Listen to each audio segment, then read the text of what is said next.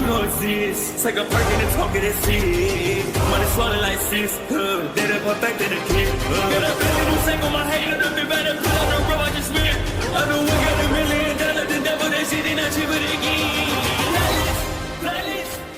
Hello and welcome back, fellow anime lovers, to MangaMuse. I am delighted to have you join us once again in the world of fanfiction and fantasy. This is the 5th part of What If Deku Finds VENOM Symbiote in MHA. Special note, this fanfic is written in a masterpiece of Ultimate Demon Beast 65 and somebody on fanfiction.net. Do check and support the authors too. Now smash the like, share and subscribe button for more. Also press the bell icon so that you never miss such great parts. Thanks for the introduction. Now let's dive into the world. The people of Japan could not believe it, both to their horror and confusion. What looked like a final blow dealt to the symbol of evil by All Might led to the SS rank villain somehow escaping, robbing the symbol of peace his last shot to truly be a hero one more time as he laid on the ground. Now weak and defeated as One for All's power had finally disappeared from his body. Nuo All Might, Midoriya, Eddie and Venom screamed as they witnessed their mentor and friend struggle in vain, with the League of Villains all but escaping justice. This can't be. This is a nightmare. All for One got away after everything All Might tried to do. Now he's completely lost One for All, Midoriya thought as he looked upon the Jumbotron in pure dread. He's supposed to win, he never loses a fight, bakugou thought as something dawned on him within his mind.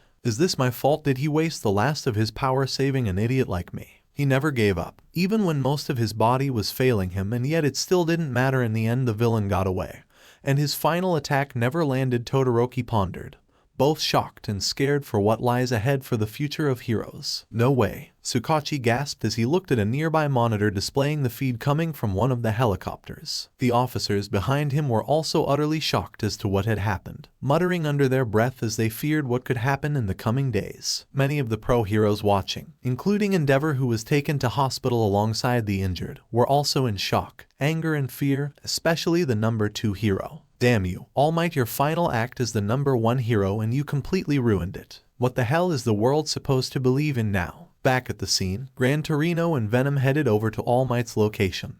The former symbol of peace was now unconscious and without any power to spare. The two picked up All Might and carried him over to where the other injured civilians and pro heroes were and placed him down gently before the black symbiote went back inside of Eddie, who looked at his unconscious new friend with guilt and pain. If only we could have done more ... If only we could have helped, then All for One wouldn't have gotten away, Eddie said, before looking to the ground in shame. It's not your fault, Brock. Regardless of whether or not All for One escaped, this was the last time All Might could wield his power, Gran Torino explained. You mean One for All? Eddie asked, shocking the elderly hero. How do you know about that? Did Toshinori tell you? Gran Torino asked suspiciously. We heard the two speaking while the fight was still going on, Eddie replied before crossing his arms. Given your reaction, you also know what One for All is, but now's not the time for questions. Before either one could say anything more, the two of them saw Edgeshot and Hawks approach them. Edgeshot had a look of sadness and guilt in his eyes while Hawks looked more aloof, yet there was intention and focus to his eyes,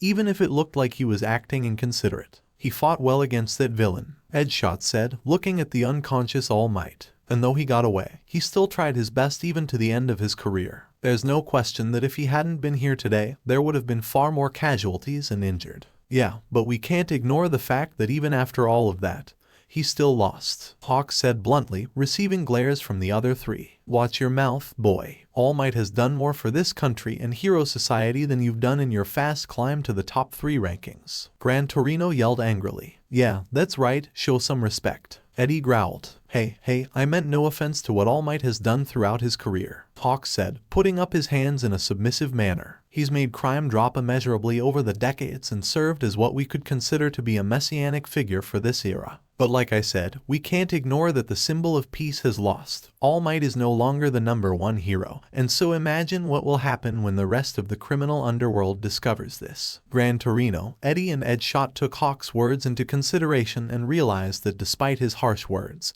he was ultimately right in thinking realistically. Without All Might to serve as the world's greatest hero, villains would no doubt gain the courage to rise up and finally enact their nefarious schemes upon society. We'll need to step up our game, dedicate ourselves to honoring All Might's sacrifice and protect this world and its people from evil, Edgeshot declared with a nod. Because if we're not careful, we could be staring at the beginning of a war. Gran Torino and Eddie nodded in agreement while Hawks checked his phone, seeing that he received a message and then let out a sigh. Well, I got here in time to save the other pros and civilians from the damage done to Camino, Hawks said, then looked at Eddie. Now all that's left for me to do is to bring in the fugitive. Fugitive? Gran Torino asked, before realizing what Hawks meant. Eddie, look out. Venom roared as he forced Eddie's body to dodge several incoming feathers from Hawks' wing. Almost got you there, but it's clear this won't be an easy mission to complete, Hawks said as he returned the feathers back to his wings before taking out 2 more, making them grow and sharpen into makeshift blades. Edward Brock and Venom, fugitives of the Hero Public Safety Commission, charged with the deaths of the villains Nailgun and Muscular, illegal acts of vigilantism and defying your parole. You've got to be kidding me, Eddie said with a groan before Venom transformed and covered his host's body in his black biomass. Why am I not surprised? Gran Torino said with a sigh. Hawks, the number 3 hero in the Hero Public Safety Commission's personal attack dog. It's not my fault they broke the rules of their parole and decided to take justice in their own hands, Hawks said with a shrug. All Might has lost his power and All for One has escaped, and yet you're after us instead of the real villain, Venom exclaimed with anger. I take it that you're not going to come quietly then, Hawks asked with a condescending grin. Fuck no, Venom roared before he created a tendril which he used to zip line himself across the debris around Camino, latching on and propelling himself multiple times to escape. However, in the blink of an eye, Hawks had appeared in front of Venom and took a swing at the lethal protector with one of his feather blades. Venom dodged and landed back on the ground beneath them before he dodged a few more swift strikes from Hawks, who then fired razor-sharp feathers at him from his wings. Venom formed a shield on his arm which blocked the feathers to the best of his capabilities, but then Hawks used this as an opportunity to try and attack Venom from behind. The lethal protector, however, anticipated this, and when Hawks tried to attack, several tendrils erupted from Venom's back which flung the number 3 hero into a pile of debris, but quickly recovered by using his feathers to pull him back up into the air. That's what you get for sneaking up on us, asshole, Venom yelled before retracting his shield and tendrils back into his body. So you're not just a muscly-bound brute, you can actually think while fighting, Hawks remarked as half of Venom's face opened up to show Eddie. We're not here to fight pros or attack innocent people, we just want to go home and help our friend, Eddie pleaded to Hawks. And what? Ignore the many laws you've broken, just because you're not from here. Who said you could go around our city doing what you like without consequences? Hawks argued back. Alright, kid, then I'll give you one last warning. Stay out of our way or we'll stop pulling our punches, Eddie and Venom said in unison. Couldn't have said it better myself, Hawks replied as he lunged towards Venom once more with blinding speed. Venom was able to intercept Hawks' attack, blocking his blades with hardened tendrils as the hero and vigilante started to blitz around the area with impressive footwork and flight. They collided each time they got close, blocking their respective weapons before zooming around once more to avoid and anticipate their next moves. Venom then formed his makeshift drills around his arms before thrusted them at Hawks, who barely blocked them with his feather blades. The spinning drills began to wear out the feather blades as the barbs began to either fall off or bend, which forced Hawks to leap away from the lethal protector as he put them back into his wings to repair them, and then took out 2 more peak condition feathers to use. Ready to quit? Venom asked, and miss out on all of the fun I'm having fighting you? Not a chance, Hawks replied with a grin. Okay then ... let's dance, Venom roared before forming a large grin on his face. The Camino hospital was not usually this busy, or at least got this many patients and emergency situations.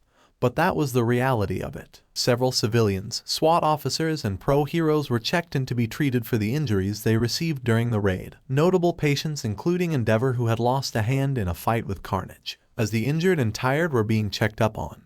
Tsukachi, who acted as the raid leader, was inside the office of one of the hospital doctors with some of his uninjured colleagues and the Knight of the Cosmos, the green and black symbiote Sleeper. They had just seen how All for One had escaped and All Might's victory was stolen, ending his career in failure. And though the others were trying to proceed how the number 1 hero could have failed, Sleeper was more interested in where All for One went. What's going to happen next, Tsukachi? Without All Might, the state of hero society will change for the worse, and he didn't even get to defeat the true mastermind behind the League, so there's not even a ray of hope in this situation anymore, one of the officers said as fear was clearly consuming his mind. Let's not get ahead of ourselves, Tsukachi said, trying to keep composed and calm. We still have most of our pro-heroes alive and well, and as officers of the law we have to be able to remain calm for the people of Japan.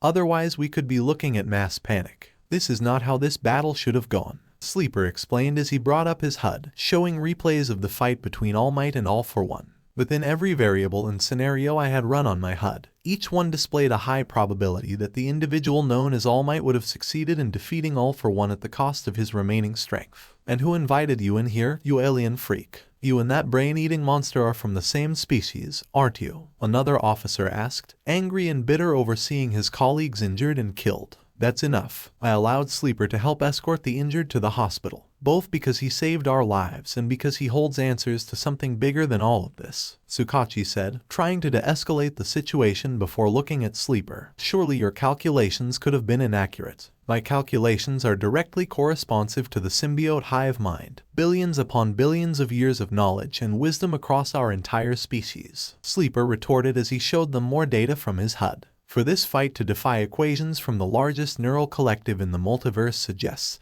that there is more to this than just faulty data. So what does that mean? Did All For One receive help from an outside force? Tsukachi said as he looked and saw the footage of All For One being pulled into a black portal. This portal, most people were too focused on the aftermath of the fight or All Might missing his final punch, completely ignoring that it showed up. So he had Kurogiri warp himself away. Mystery solved. One of the officers concluded. No, Kurogiri was unconscious, making it impossible for him to use his quirk. I had also received prior intel that stated that All For One can force a person's quirk to activate if he touches them regardless of whether they are awake or not. But not once did All For One touch or go near Kurogiri when the fight started to become more intense, Tsukachi explained before pointing at the footage again. And then there's the biggest disqualifier of this theory, which is the fact that Kurogiri's warp gate is purple and looks like a cloud of fog.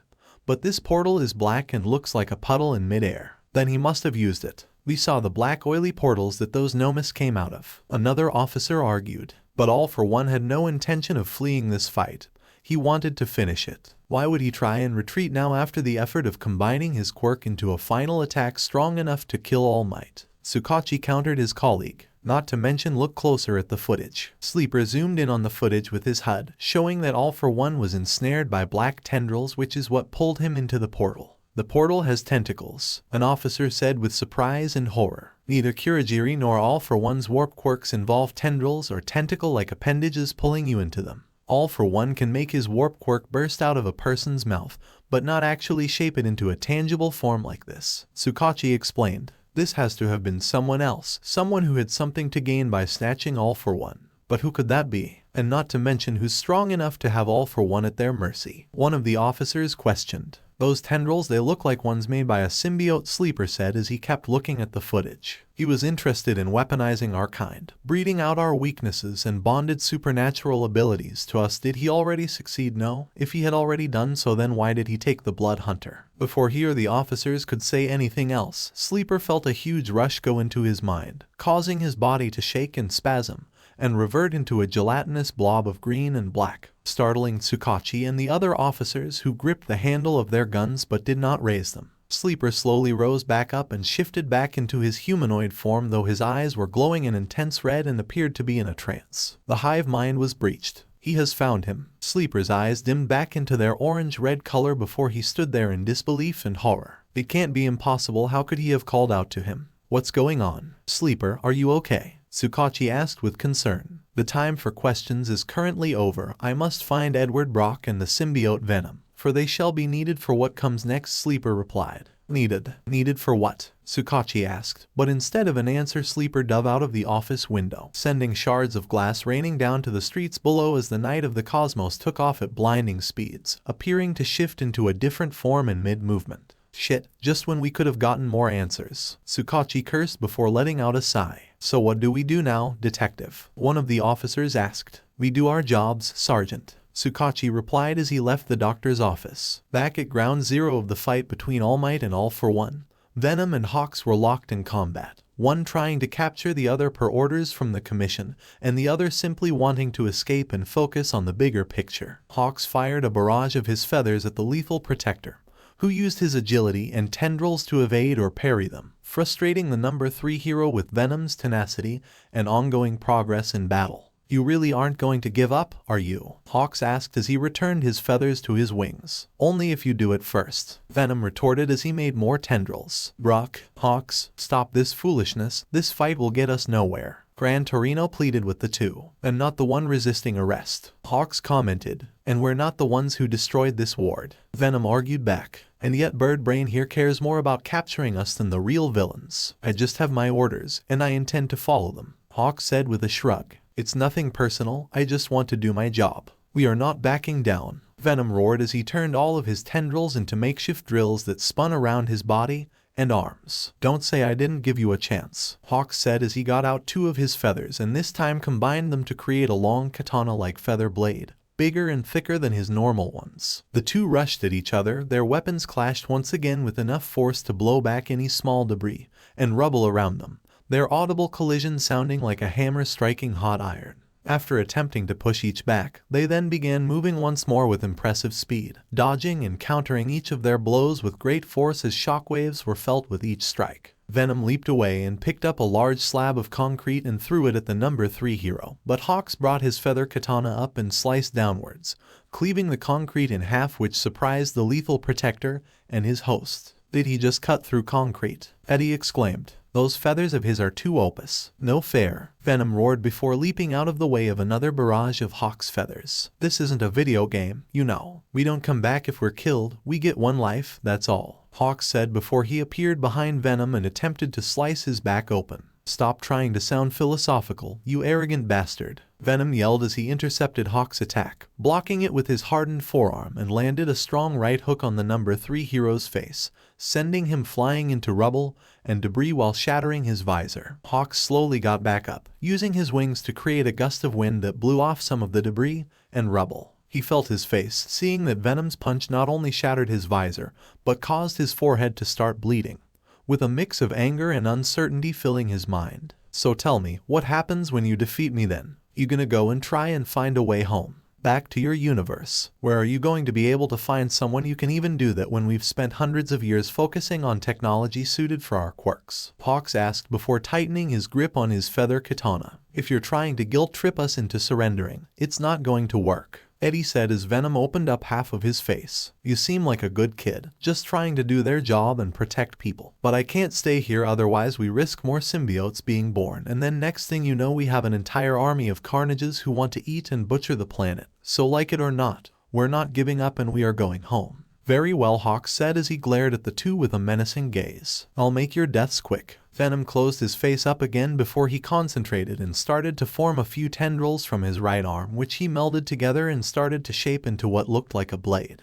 It took all of his concentration to do so as its form was hard to maintain. Come on, focus, make an actual weapon for God's sake, Venom said to himself as he put all of his effort into forming a new weapon, which after a powerful roar he solidified it and formed a black arm blade. Yes, you did it. You made another weapon, Eddie said excitedly. First step in making our necrosword, Eddie, Venom exclaimed as he turned to face Hawks with his new blade. En garde, I guess, Hawks said mockingly as he held his feather katana with both hands. They locked eyes for a brief moment, before they both disappeared at near hypersonic speeds and collided with one another, their blades clashed creating sparks. After that they began what one would consider to be a sword fight, parrying and blocking each other's strikes as they moved around swiftly, with neither side slowing down. Gran Torino and Ed Shot watched both in amazement and annoyance, as while it was impressive seeing the lethal protector hold his own against the number 3 hero, they believed this fight was pointless, not to mention a pathetic attempt from the Commission to try and control Eddie and Venom's freedom. Should we try and stop them?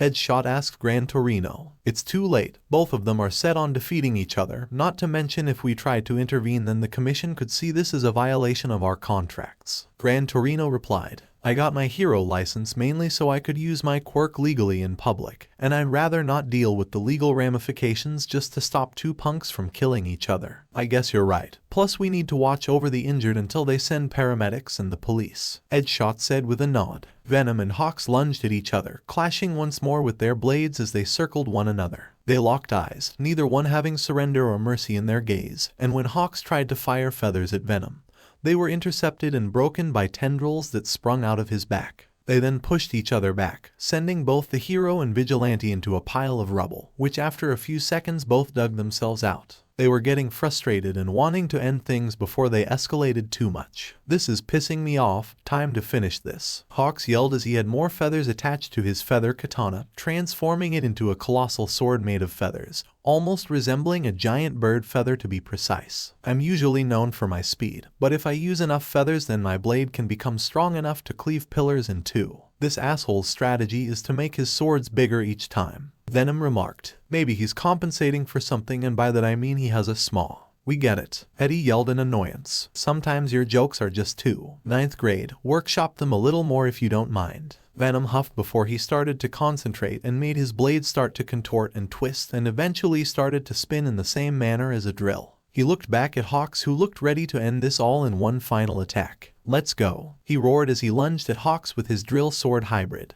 Hawks in turn also lunged at Venom, holding his colossal feather sword with both arms as he did so. The two were about to strike each other with what were considered their strongest weapons. However, when swung their blades at each other, they saw that something green and black moved between them and blocked their swords, causing a shockwave that kicked up dust and rocks. When the dust cleared, the two saw that Sleeper was standing there and had blocked the blades with his bare claws. "Sleeper," Eddie and Venom said in unison. "Who the hell is this guy?" Hawks said, both in surprise and frustration as he could not make his sword budge from Sleeper's grip. "Ignorant fools," Sleeper shouted before pushing the two fighters back. "Not only have you dishonored your fallen comrades by fighting atop their sacrifices, you seek to make an enemy of one another in such a time of crisis." "Hey pal, I'm just doing my job here, something that you're kind of interfering with," Hawks retorted nonchalantly. "Short-sighted child. Edward Brock and the Clinter Venom are not the greatest threat to your world. Rather, they are one of the many individuals who can save it," Sleeper said with a blunt tone. "Save it? Wait, hold on a sec," Eddie said as Venom went back inside of his body. "I admit me and Venom are much stronger than when we were back on our Earth, but All for One is in a completely different ballpark to us." "You still think this is about All for One?" Sleeper asked, glaring at Eddie. "All for One is a stepping stone, a speck of dust that lies in wake of what comes next." "Excuse me," Gran Torino said, approaching Eddie, Sleeper, and Hawks. "Pardon my intrusion on your conversation, but are you saying that there's someone more dangerous than All for One? He was the most powerful villain in the world and has centuries of experience and hundreds of quirks at his disposal. Typical human, always seeing your species at the center of everything, when in truth you are a small fish in a large pond, which connects to a river, then a lake, and then the infinite ocean we call the cosmos," Sleeper said with a tone of annoyance. "Stop playing with riddles and just tell us what the problem is," Venom exclaimed as he sprung out of Eddie's back. "The problem, as you put it, is that this is no longer a fight between the narratives of good and evil. This is a fight for life itself, one that threatens not only this world, but all worlds," Sleeper explained. "I have been contacted by my superiors back on Clinter 731, and they have discovered the identity of the one who saved All for One." "And who would that be?" Gran Torino asked, curious about this newcomer's knowledge. The League of Villains, now the most wanted criminal group in Japan, were in a little of disarray. Hiding inside of a warehouse on the outskirts of Tokyo, their members were recovering or just waking up, though the most affected of the group was their leader, Shigaraki. He sat in one of the far corners of the warehouse, slouched over in a state of despair and anger over what had happened. Master, why did you send me away? I could have helped you kill All Might," Shigaraki said to himself. No.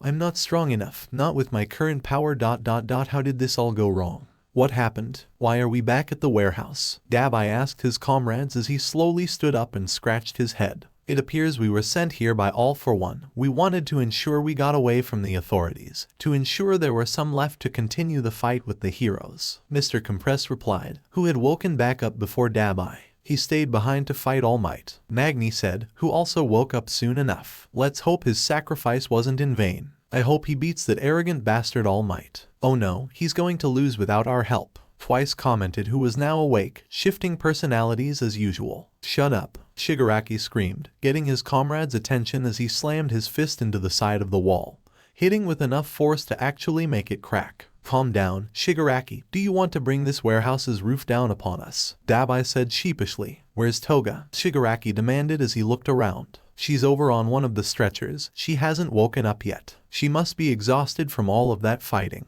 Spinner replied, pointing at the unconscious psychotic schoolgirl. "Except she wasn't fighting. She wasn't even conscious for most of that entire conflict," Shigaraki explained. It was Carnage. She must have kept Toga asleep in order to prevent her from taking back control of her body. She was acting of her own interests, not the League's. So how can we wake her up? We need her skills in espionage, and her quirk can let her transform into other people. Magni wondered twice, then slowly approached Toga and poked her in the arm. When he got no response, he poked Toga again a couple of times. Toga, wake up. Come on, you can't stay asleep forever. Twice pleaded, trying to wake up his comrade. Get up, you blood-sucking bitch. We can't be the League of Villains without you. Toga started to groan in annoyance as she started to finally wake up. She sat up before wiping the sleep out of her eyes. What happened? Why are we back at the warehouse? So it's true. You've been unconscious since the heroes raided the hideout, Shigaraki said as he stood up and approached the others. That parasite has been controlling your body. What? That's crazy talk. And I'm not a parasite, Carnage yelled, protruding out of Toga's back. Except he's not the only one who saw this. Everyone else who was conscious when Kamui Woods restrained us saw what you did, Magni said, joining in on the conversation. You killed Kamui Woods, then escaped on your own with Toga, then went on a rampage in Kamino, Mr. Compress explained. Then you ran into your vigilante father, Venom, and no doubt had a fight, only for All for One to retrieve you and bring the both of you back to us, before forcibly activating Kurogiri's quirk and sending us here. Now, I'm not sure about you, hell I was unconscious for a lot of this stuff, but doesn't it sound kinda sus to you? Dabai remarked, looking at Toga and Carnage. Is that true, Carnage? Toga asked the Blood Hunter, with both a look of shock and betrayal in her eyes. You put me to sleep and took control of my body. I did it to protect you, Carnage tried to justify. We had a deal. You promised you wouldn't take away my choices, my freedom. Toga yelled angrily. And yet you went behind my back. You left my friends to fend for themselves just so that you could go and kill your deadbeat dad. The League are a bunch of angsty idiots, and Shigaraki is the fucking worst leader ever. They couldn't even see that a pizza delivery guy coming to their doorsteps was an obvious trap the heroes set, and then when they had the chance to fight back they were completely caught off guard. You are so much better than this trash, Carnage yelled back. Trash? The League of Villains are my friends, my home. And you had no right to take that from me. Shigaraki is right, you are a parasite, Toga yelled back, as tears started to form around her eyes while Carnage's eyes widened in disbelief. You don't mean that, Carnage said, her voice starting to crack. Yes I do, Toga said firmly, as Carnage's face morphed from sadness into anger. I hate you, Carnage said to Toga in a toxic tone of voice. I hate you too, Toga yelled back. We are no longer sisters, Carnage screamed. Fine by me, Toga screamed as more tears ran down her face. The rest of the League members had a lot of mixed feelings and reactions to this argument between Toga and Carnage. Shigaraki was annoyed and angry, especially given that Carnage had insulted his position as leader and basically called his ambitions stupid. Spinner was kind of confused, but he sympathizes with Toga at the very least. Dabai didn't say much, though the argument was actually close to home for him, even if he didn't want to admit it. Mr. Compress was neutral and twice was one part sad for Toga and one part angry at Carnage. Magni though was the most compassionate in this situation, saddened by the two's quarrel and by how they had hurt each other. Get out of my body. Get out of it right now, Toga yelled. However, before Carnage could comply with Toga's demands, a pitch-black portal opened up in the middle of the warehouse. Shigaraki and the others approached it, getting ready to attack whoever should exit the portal and face them. I wouldn't do that if I were you, Himiko, Toga, a familiar voice said, causing Shigaraki's eyes to widen and dilate in shock. No, I can't be master, Shigaraki said as he watched as the symbol of evil walked out of the portal with his hands behind his back. All for One's attire was now different from what he was originally wearing. He was wearing a suit like before, but instead of being navy blue it was pitch black, and the blazer was replaced with a knee-length coat with straps around the sleeves, and instead of dress shoes, he wore black boots with straps around his ankles. His clunky and damaged life support mask was now just a black and gray breathing apparatus connected to his neck and mouth, exposing his scarred face. Yes, Tamura, it is me. I have returned. All for One replied to his student as he then snapped his fingers, making an unconscious Kurogiri appear. Apologies, but I had to quickly retrieve Kurogiri before the heroes noticed his absence. All for One created his tendrils once again,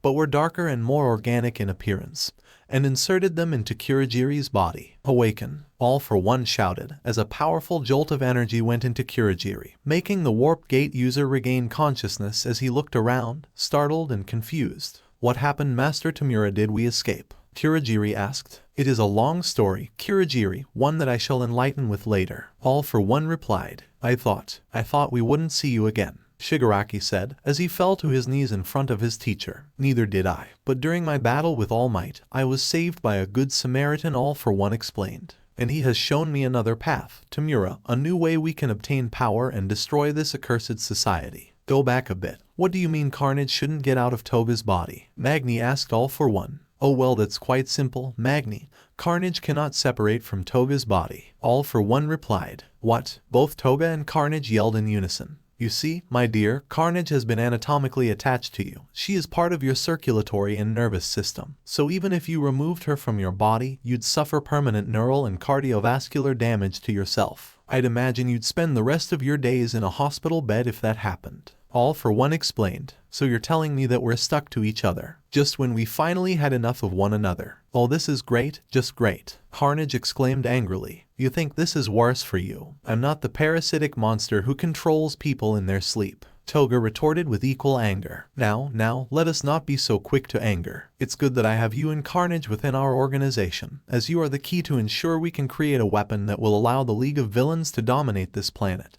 And maybe even other planets. Imagine taking our war to the stars. All for one said as he used one of his quirks to show the illusion of a nebula with countless stars and planets. The stars? You mean space? Take our show to other civilizations in the universe. Mr. Compress asked curiously. I suppose if the symbiotes are aliens, then there must be other species out there too. All will be possible thanks to our new benefactor. All for one replied. Benefactor? The one who saved you from All Might. Who is he and what does he want? Shigaraki asked, suspicious about his master's new friend. You have nothing to be concerned about, Tamura. The two of us have come to an agreement. A service for a service to be exact. The deal that will benefit both of us. All for one replied, before touching Shigaraki's shoulder. And so why do you need me in this oversized chewing gum anyway? Toga asked, crossing her arms. To be the host of Carnage, to help her evolve and grow stronger, while Carnage shall be the mother of the next generation of symbiotic superweapons. All for one explained. In order for this to happen, you must stay bonded as I study you and as you follow Tamura's lead. Mother, and not some incubator you can use for breeding weaponized cattle.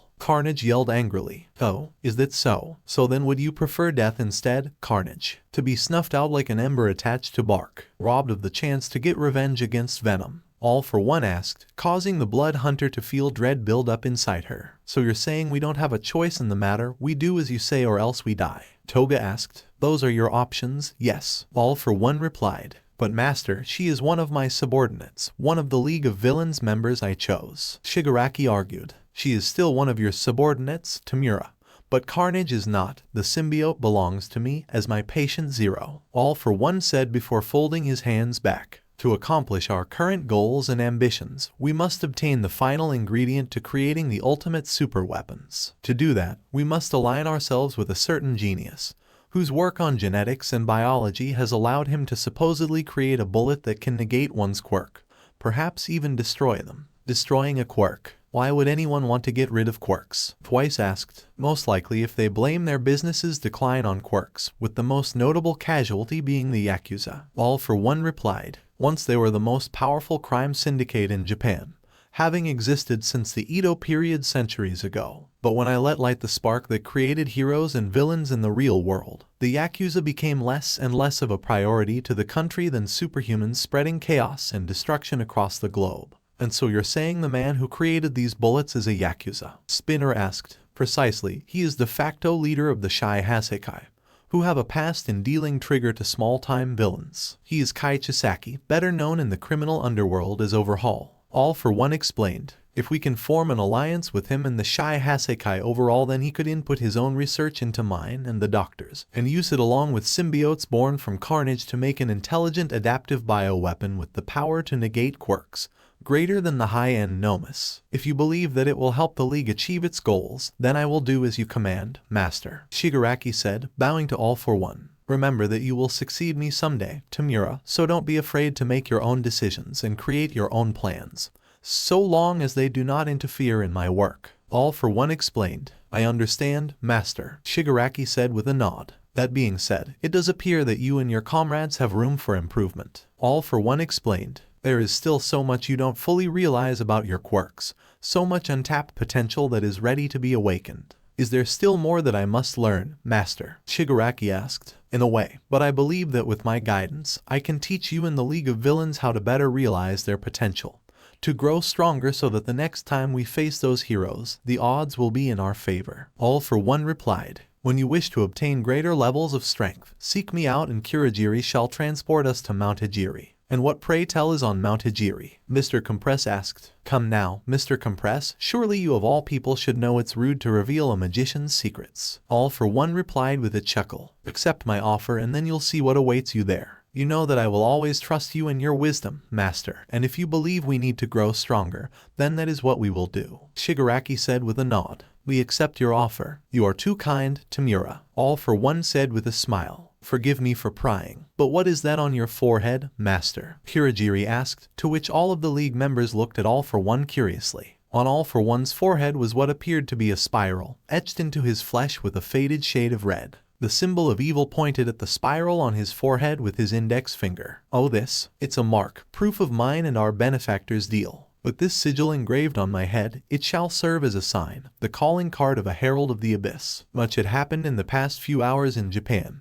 The most crucial being All Might's fall from grace as his final actions as the #1 hero were wasted as All for One escaped with outside help. What was meant to be a bittersweet battle that would give people a slight sliver of hope was now the fateful day when everything went wrong. When the world's most powerful villain had evaded justice once again. News stations were quick to cover the ongoing story. What citizens of Japan originally considered to be the symbol of peace's last stand against evil has appeared to have ended in a wasted effort on All Might's part. The now powerless #1 hero was taken into the ICU alongside several civilians and other injured pro-heroes for treatment after this dreadful and nightmarish showdown with the League of Villains, whose members, including ringleader Tamura Shigaraki, were unfortunately able to flee the scene, evading the authorities once more. One of the news anchors read from their script. Since the conclusion of the fight between All Might and the unidentified villain, various crowds and groups of civilians have been marching the streets. Some of them have banded outside the hospital ward the former symbol of peace was admitted to, offering their support and prayers to the hero in his time of recovery, while other crowds have begun to protest on conflicting opinions. One faction has targeted the Hero Public Safety Commission, accusing the government organization of negligence and incompetence for not allowing All Might proper reinforcements during his fight, while the other faction targeted All Might himself. Former fans and hero enthusiasts who were angered and disappointed in how the symbol of peace failed when he had succeeded so many times before. Another news anchor from a different station read out. All Might was meant to be our champion, the greatest hero in the world. But he failed us. He lost the most important fight in his life, and now these higher than mighty assholes will appoint that jackass Endeavor to be the #1 hero. Well, fuck that. The pros have lost, and the villains have taken away the strongest man this world had ever known. Something's coming, ladies and gentlemen, and that something is chaos, an angry blogger who was part of the anti-All Might protest group said as he streamed from his location. It does make sense that given the current physical state of All Might's well-being that the commission will no doubt request his retirement as the #1 hero, which in turn will lead to Endeavor earning that position by default. One of the hosts of a talk show said to his guest, yes, it is highly likely when the new hero rankings are revealed in 3 months' time that Endeavor will be named the new #1 hero. However, both from an ethical and social standpoint, this could very well make our situation worse. All Might was the symbol of peace, and his very presence and stature discouraged so many people from committing crimes in the first place, not to mention how effortlessly he used to stop ongoing crime overall. He is a paragon of virtue and strength, which is something we cannot say about Endeavor. The guest of the talk show explained, well, it's true that though the #2 hero has put away more villains than most would in their lifetime and has a near-perfect record in the field, Endeavor sure as hell isn't a fan favorite or a compassionate face that could succeed All Might. Most of the fans Endeavor has liked him for his ruthlessness and cold demeanor, but that's not what society needs right now. It needs someone to give the people of Japan hope. The host replied to his guest, hey guys, just outside of the hospital where All Might and the other pros are recovering from their last battle. We've all gathered here to support our heroes in their time of recovery, and we hope that once they feel better that they get back to protecting Japan and fighting crime. Remember to put the hashtag symbol of peace and hashtag All Might forever in the chat and on Twitter, and I'll see you guys on the flip side. a girl said, streaming outside with the crowd of All Might sympathizers. Of the many heartbreaking failures that have happened in Kamino Ward tonight, one single good deed was fortunately done. The pro heroes were able to find and rescue UA High first year in sports festival champion Katsuki Bakugou, who the authority has ensured was not harmed during the conflict and has been safely returned to his family, one other news anchor explained. Meanwhile, at the Hero Public Safety Commission headquarters, several important figures, officials and pro-heroes had gathered in response to the aftermath of the fight with All for One. The president of the commission was there alongside the board and their operative, Hawks, with other members and recognized officials being present included Nezu, Aizawa, the rest of the UA school faculty, the pro-heroes that were currently ranked in the top 60 excluding All Might, Thundermane, Mount Lady, Endeavor and others that were severely injured. The only other notable people there were Gran Torino, Detective Tsukachi, Eddie and Venom who had been restrained by the authorities and Sleeper, who stood in the center of the conference room, gazing at his audience. Ladies and gentlemen, Japan law enforcement, top pro-heroes and our friends from overseas, I welcome you all to this conference, the president of the commission said, opening up the meeting. I do apologize for bringing you all here on such short notice, especially given what has happened in the past 3.5 hours, but this situation has quite possibly become a matter of national security, perhaps even global, allegedly. Nearly 4 months ago, an unexpected visitor came to our country and began to inflict ruthless vigilantism on villains, and inside of him was what we came to understand was not a quirk, but an alien life form from beyond this planet. There were a few mixed reactions, with some believing this statement to be ridiculous, some were just outright confused and some were actually intrigued and curious about this discovery. We initially approved that UA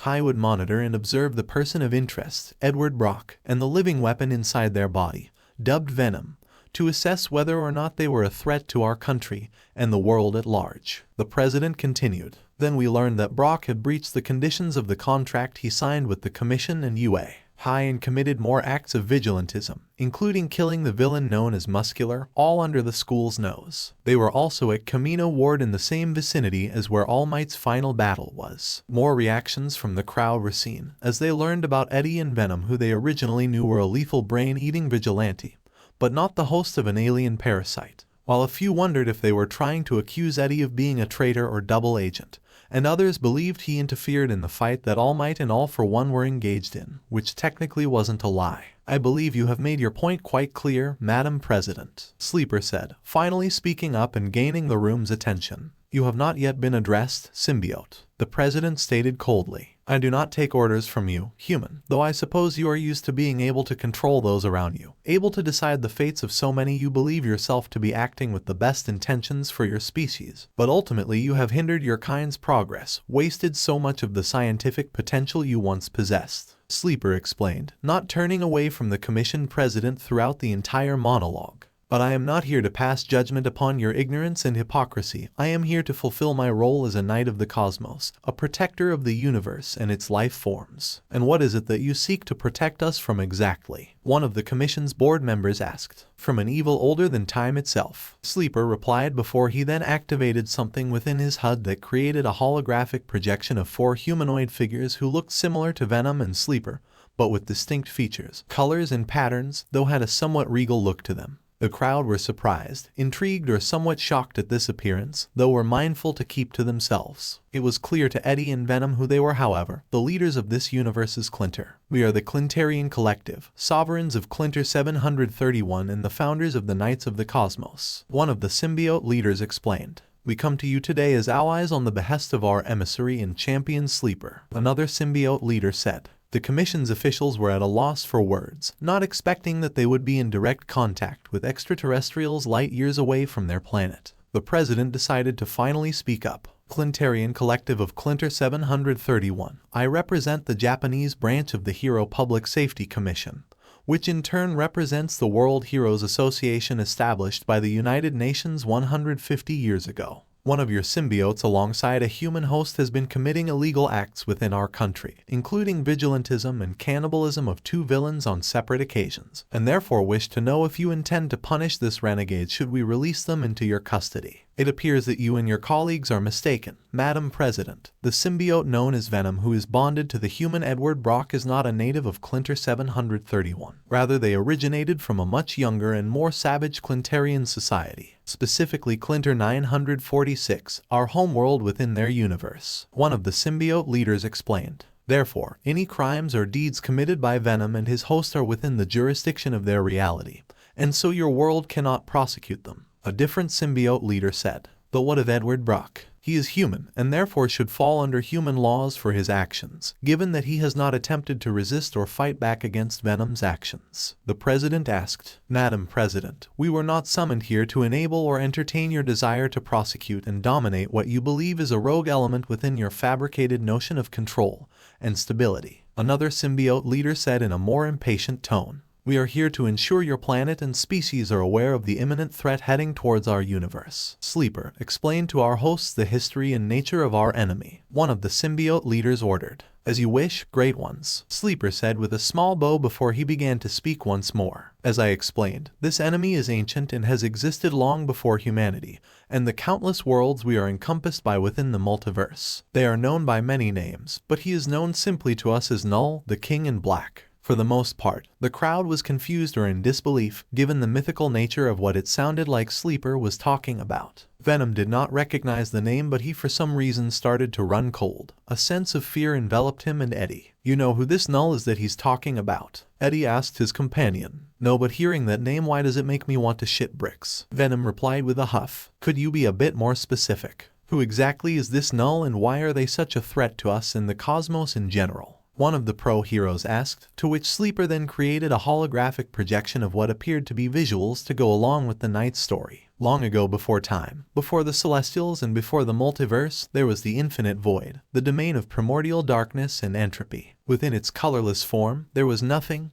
except for him, the elder god Null, who ruled over never-ending darkness and emptiness unopposed. But then into the abyss there was a flash of light, what your scientists would come to know as the Big Bang, which sent out 6 singularities that helped birth life within the now newly created cosmos. Null, however, was not pleased by these interlopers invading his domain and filling it with life and light, and stripping away his kingdom piece by piece. The living abyss took up arms, forming a divine blade of darkness from his very shadow, a blade forever known by legend as All Black the Necrosword, and used it to behead one of the Celestials. He turned the severed head into a forge using the embers of the slain deity's power, and began work on forging new creations using fragments of the void to wage war against the light and Celestials with. These creations had no true physical form, but they were living and composed of liquefied darkness and could bond to organic life to grow stronger and to assimilate them and their species. Wait, hold on a second, Eddie said, finally speaking up and addressing Sleeper and the others. Are you saying that the symbiotes were created by Null? Yes, that is correct, Sleeper replied bluntly. In a warehouse within Chiba Prefecture, the sound of a TV could be heard as the 3 occupants of the building watched the ongoing news report concerning All Might's failure in defeating All for One and him losing his power and title as the #1 hero. One of them scoffed before finally deciding to switch off the TV and stood up. All Might lost. The symbol of peace, the #1 hero actually lost to someone and looks like some decrepit skeleton man. If it wasn't September, I would have chalked this up to being one big April's Fool's joke. One of the 3 said, specifically a man with long grayish-blue hair tied in a messy ponytail, tan skin and an elongated face remarked before as he went over to a nearby table to tinker with some contraption. Well, clearly with all of the destruction and whatnot, I highly doubt anyone would be in on the joke, even if it was April. A feminine voice chuckled, belonging to a woman with light skin and white hair that was mostly tied in a ponytail, along with having long and wavy locks and a bang that covered her right eye, who put her weapon at her side while adjusting her respirator. Who cares? Just means that we don't have to deal with that smiling prick anymore. About time someone took him out. We've had trouble finding more business after what happened back in February. A third individual said, being a tall hulking man with fair skin and red messy shoulder-length hair who picked up what looked like armor made from orange stone. Kazutani, Heizono, time to move out. Right, let's do this. The woman now known as Heizono said. You said it, Iwata. The man now known as Kazutani said to the hulking man known as Iwata. Iwata grinned as he had finished suiting up, then led Heizono and Kazutani to a large black van that had been modified and customized with armor plating, extra nitro, and graffiti that appeared to have lava, ash, and wind sprayed around it. Iwata turned on the lights, showing off his and his comrades' attire and gear. Iwata had a navy blue bodysuit with orange rock-like armor and boots with a valve-like belt around his waist, a large gauntlet that covered a fair bit of his right arm, and pauldrons that possessed what looked like miniature volcanoes on each side, and tubes that connected to a respirator around Iwata's mouth. Heizono wore purple-gray gloves that are exposed at the back of her hand, a black low-cut sports bra that revealed the top of her cleavage, arm pads, a thin face mask, a large metal respirator, black ankle boots, and a utility belt with garters along with her weapon sheathed on her right hip, and wore white panties. Kazutani wore a black sleeveless unitard and a purple belt with a desk fan attached to the back of it alongside blue-green and white sneakers with smaller fans attached to the heels. He also wore a pair of brown goggles and had orange thin fingers resembling the blades of a fan. You know the drill, the old bash and grab tactic. Let's rock and roll, Iwata shouted as he opened the back doors of the van and got inside, followed by Kazutani and Heizono. Iwata sat in the back of the van, given that the front was too small for his large body and heavy gear, while Kazutani took the passenger's seat, fitting there like the average person but lacking the proper digits to drive. This left Heizono taking the driver's seat and turned on the ignition, revving the engine before opening the garage door with the remote. The van then took off into the night, heading further into the city as they began their self-appointed mission. A few miles away within Chiba's city blocks was a currently closed bank, protected by several security guards, a high-tech anti-burglary system, and several CCTV cameras. There were 2 guards stationed outside of the bank's doors. One of them let out a yawn both from boredom and drowsiness. "Don't let the boss see you yawning like that, or he'll probably cut some of our pay," the other guard remarked. "Come on, man, I was kept up by my neighbors blasting music all night," the first guard said with a sigh.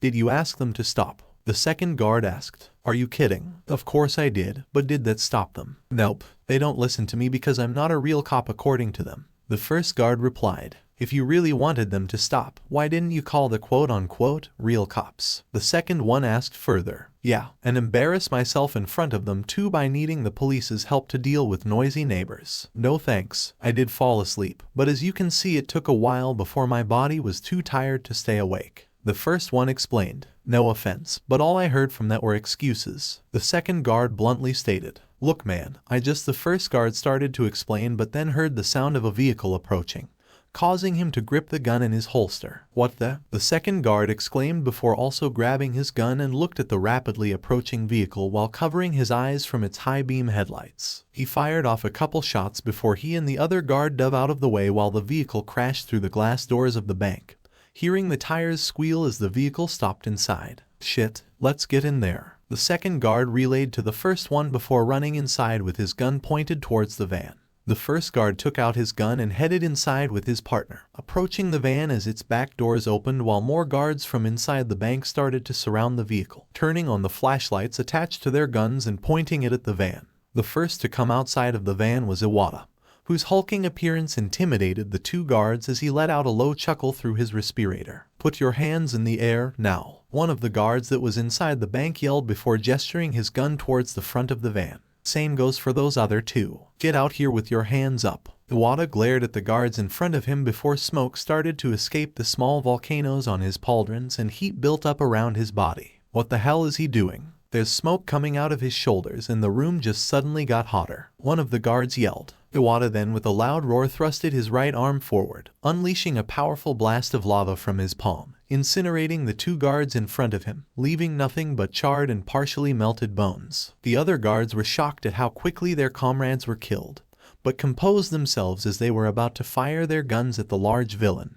However, Heizono swung her door open, got on top of the van and emitted a large cloud of ash-like dust from her body that quickly covered the area around the van, blinding the guards while they began coughing and wheezing. "Does anyone have a visual?" another guard exclaimed to the others as he tried to wave the dust away while covering his mouth. "I do," Heizono replied behind his ear before unsheathing her blade and stabbing him through the heart, then dashed towards the nearby guards who were blindly firing their guns and slashed them across their chests. Iwata blocked a few gunshots with his large gauntlet before he charged at 2 more guards, grabbing one in the face with his gauntlet, and choke-slammed them into the ground. When the other guard present tried to shoot Iwata, Kazutani leaped in front of them and started to spin his hands and fingers around like a fan, creating a powerful gust that knocked the guard into a wall with enough force to crack it. Send backup. A group of villains are attacking the bank. Repeat, we need back. One guard outside of the dust cloud relayed urgently through his radio before Heizono sliced him across the throat. Guess we gotta pick up the pace, boss, Heizono remarked to Iwata as she cut the radio in half. Get those safes open and grab as much cash as you can.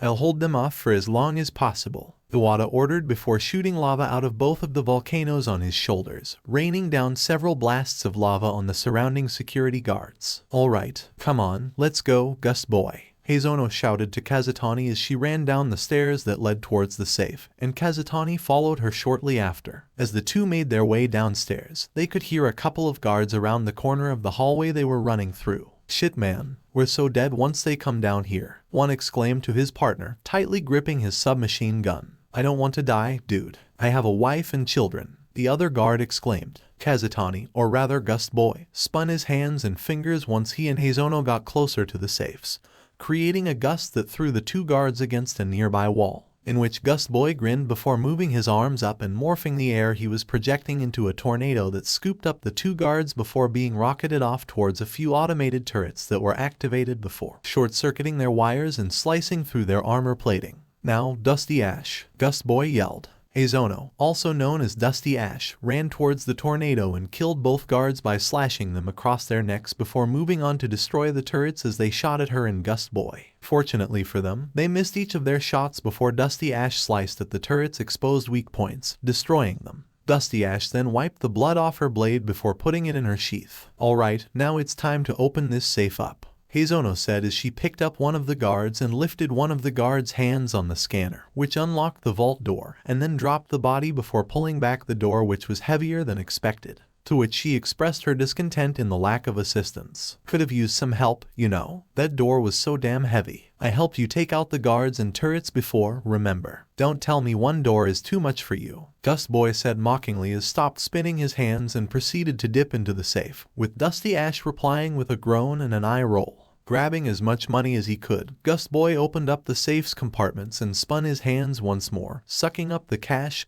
and funneling it into a bag. Dusty Ash then entered and opened more of the safes and scooped the cash into another bag while Gust boy quickly moved between safes, funneling more cash out of each one and filling up more bags full of money. The bags that were full were tossed into a pile outside of the vault door, and after a couple of minutes passed, the two decided that the money they had stolen was enough. I think we're done here. Let's meet back up with Volcano, Dusty Ash stated before carrying a few of the bags and ran back the way they came. Iwata, otherwise known as Volcano, blocked a few gunshots with his large gauntlet before he thrusted it into the ground, channeling his quirk into said strike, which made several cracks in the floor that spread around the room and near the guards. The cracks glowed orange before lava started to erupt out of them, spraying several guards and incinerating them. Volcano chuckled before checking the area in case of more guards. That's all of the inside guards, but there'll be reinforcements soon enough. Where the hell are those two? Volcano growled. We're finished down here, Volcano, Dusty Ash called out as she made it up the stairs with the bags she carried, then made her way to the van and quickly threw them in the back. There are a few more down there if Gust boy isn't already carrying them. Gust boy meanwhile spun his hands and fingers, creating a vacuum of air that pulled several bags of money towards him, then quickly dashed back to the van and threw the rest of the money bags in with his quirk. I got the rest of the loot, Gust boy shouted. Then let's bounce, Volcano yelled as he ran in front of the van, seeing whether or not the reinforcements had arrived. Meanwhile, Dusty Ash and Gust boy got back in their seats, with Dusty Ash shifting into reverse but stuck her head out the window to check on Volcano. A few seconds later, the sounds of multiple sirens and a helicopter could be heard closing in on the bank. Damn it, looks like we have company, Volcano said as smoke poured out of the volcanoes on his shoulders as he prepared to use his quirk. Dusty Ash quickly shifted back into neutral before getting out of the van with Gust boy, drawing her sword, but both of them were ready to use their own quirks as well. However, before they could get a chance to do so, a black portal appeared above them and shot out several black tendrils that ensnared and impaled several of the officers and their vehicles before they slowly crushed and pulled apart their victims one by one. What the hell? Dusty Ash exclaimed as the three looked at the carnage in front of them, also seeing that the helicopter pilots were killed before the helicopter itself crashed and exploded in the middle of the street. These tentacles are ripping them all to shreds. Gust Boy yelled, widening his eyes. Look alive. Whoever is coming through that portal could be a rival villain, Volcano said, as the tendrils finished their work and went back into the portal. A few seconds later, someone exited the portal, someone that Volcano recognized upon sight, causing his eyes to widen. Gust Boy also immediately recognized them as well, as dread enveloped his entire body. No way ... he's here, Gust Boy exclaimed. It's really him. Dusty Ash gasped in disbelief, her hands trembling as she still held onto her sword. All for one ... the most powerful villain in history, Volcano said with a glare. All for one then landed on the ground, then turned to face the trio of villains. It seems that I have arrived at the correct location. Apologies for the intrusion upon your heist, but there were things I'd like to discuss without prying eyes watching us, All for One explained. Look here, All for One, this is our loot, Gust Boy said, trying not to show fear in front of the symbol of evil. So if you think just because you took out their reinforcements, oh please, I have no interest in money, a commodity I have in near unlimited supply, All for One clarified. Then why are you here exactly? Dusty Ash asked. Because I am in need of your services, All for One replied, surprising the three villains. You are the top mercenaries in Japan if I am not mistaken. Contrary to how barbarically you robbed this bank, your reputation and skills says otherwise. Isn't that right, Volcano thieves? Volcano looked at Gust Boy and Dusty Ash as if to ask them what they thought about the situation. They weren't sure of what to make of the situation either, however they remembered how All for One said he more or less had near endless amounts of wealth, something that made Volcano grin underneath his respirator. If you know who we are, then you know our skills don't come cheap, All for One, Volcano explained, pointing at the symbol of evil. Of course, I am willing to pay you whatever price to recruit you, for what I seek requires the best in the business, and the broker Jiren spoke very highly of you, All for One said. Did he really? Well, whatever he said about us, Jiren is never wrong, Dusty Ash remarked. She not only felt a sense of calm within her, but also a sense of excitement and cupidity for money. Dusty Ash then put her sword away before turning back to face Volcano and Gust Boy, placing both her hands on her face and bent both her knees towards each other while leaning her upper body slightly forward.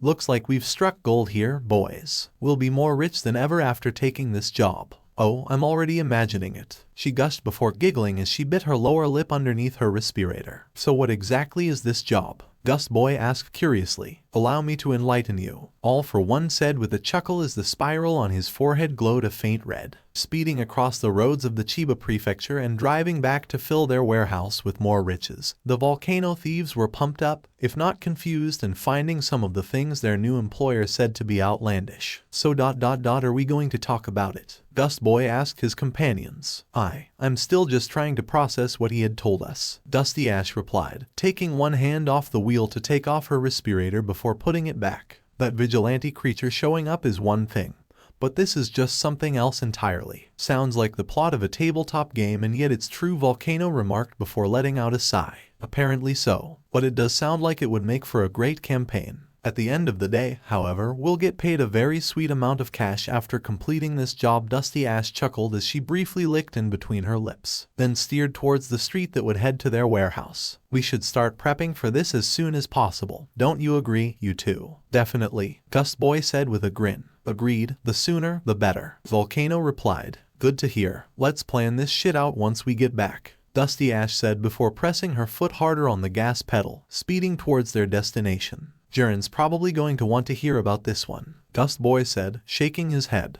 Unless he's already found out. He introduced those two newbies to the league after all, Volcano remarked. I'm sure that he already did, Dusty Ash commented. Maybe you're right. And by the way, have I ever said how good your rack looks in that sports bra? Gust Boy said with a smirk. You probably have, Dusty Ash answered before reaching over to put her hand under Gust Boy's chin, slightly turning her body to face him while smiling back. But I think you also want to know how good it feels to fondle them. What? Gust Boy exclaimed, his cheeks turning red. Oh come on, Gust Boy. Dusty Ash giggled as she glanced at the road before turning back to face him, her smile widening. Don't act like you've never had these vices ever since we met. Volcano whistled playfully after taking off his respirator. Am I interrupting something? Volcano asked. No, not really. Unless you want to, Volcano, Dusty Ash replied. let's just get ready for this job, Volcano said, dismissing it as they arrived back at the warehouse. 2 hours ago. The job that I have for you three is of the utmost importance to me and my new benefactor, one that, should you succeed, will tip the scales of the very state of this world and perhaps even beyond it. All for One explained to the Volcano thieves. Yeah, I've heard clients say those sorts of things before, so I'm guessing it's a weapon we're being hired to find.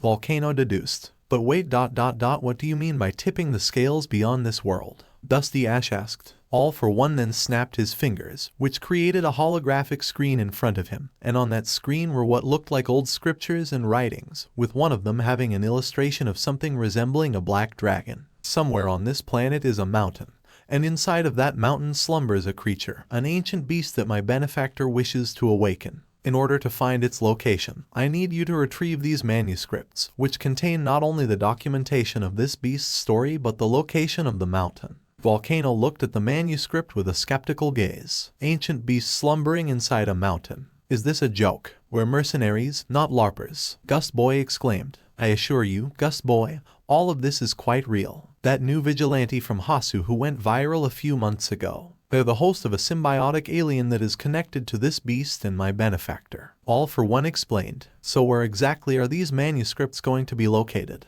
Dusty Ash asked as she looked at the hologram. In a museum, a cave, anything like that. The manuscript has been a closely guarded secret for centuries, but I believe that if my benefactor's information is correct, then they will be somewhere in the Nordic countries of Europe. All for One replied. Nordic, like Norway, like the Vikings? Gust Boy asked curiously. They weren't actually called Vikings, you idiot, Volcano said with a groan. So then how do we know which Nordic country to search in? By tracking down a certain sigil. All for One replied as he then showed them a specific sigil on screen, looking like a circular object vaguely resembling a sun with a black center in it. Any specific area where we can begin our search? Because there are 8 different counties we have to go through. Dusty Ash questioned. My dear, it's all in the symbolism. Do you know what this sigil represents? All for One asked. I can't say that I do. Dusty Ash replied as she placed a hand on her hip. Might have skipped that history class. Gust Boy answered. It's the black sun, Volcano replied, looking at the sigil. What we now know as a solar eclipse was seen as a sign of the end for some cultures, though some see it as a form of union, such as in Norse mythology where it represents the sun goddess Sol reuniting with her brother,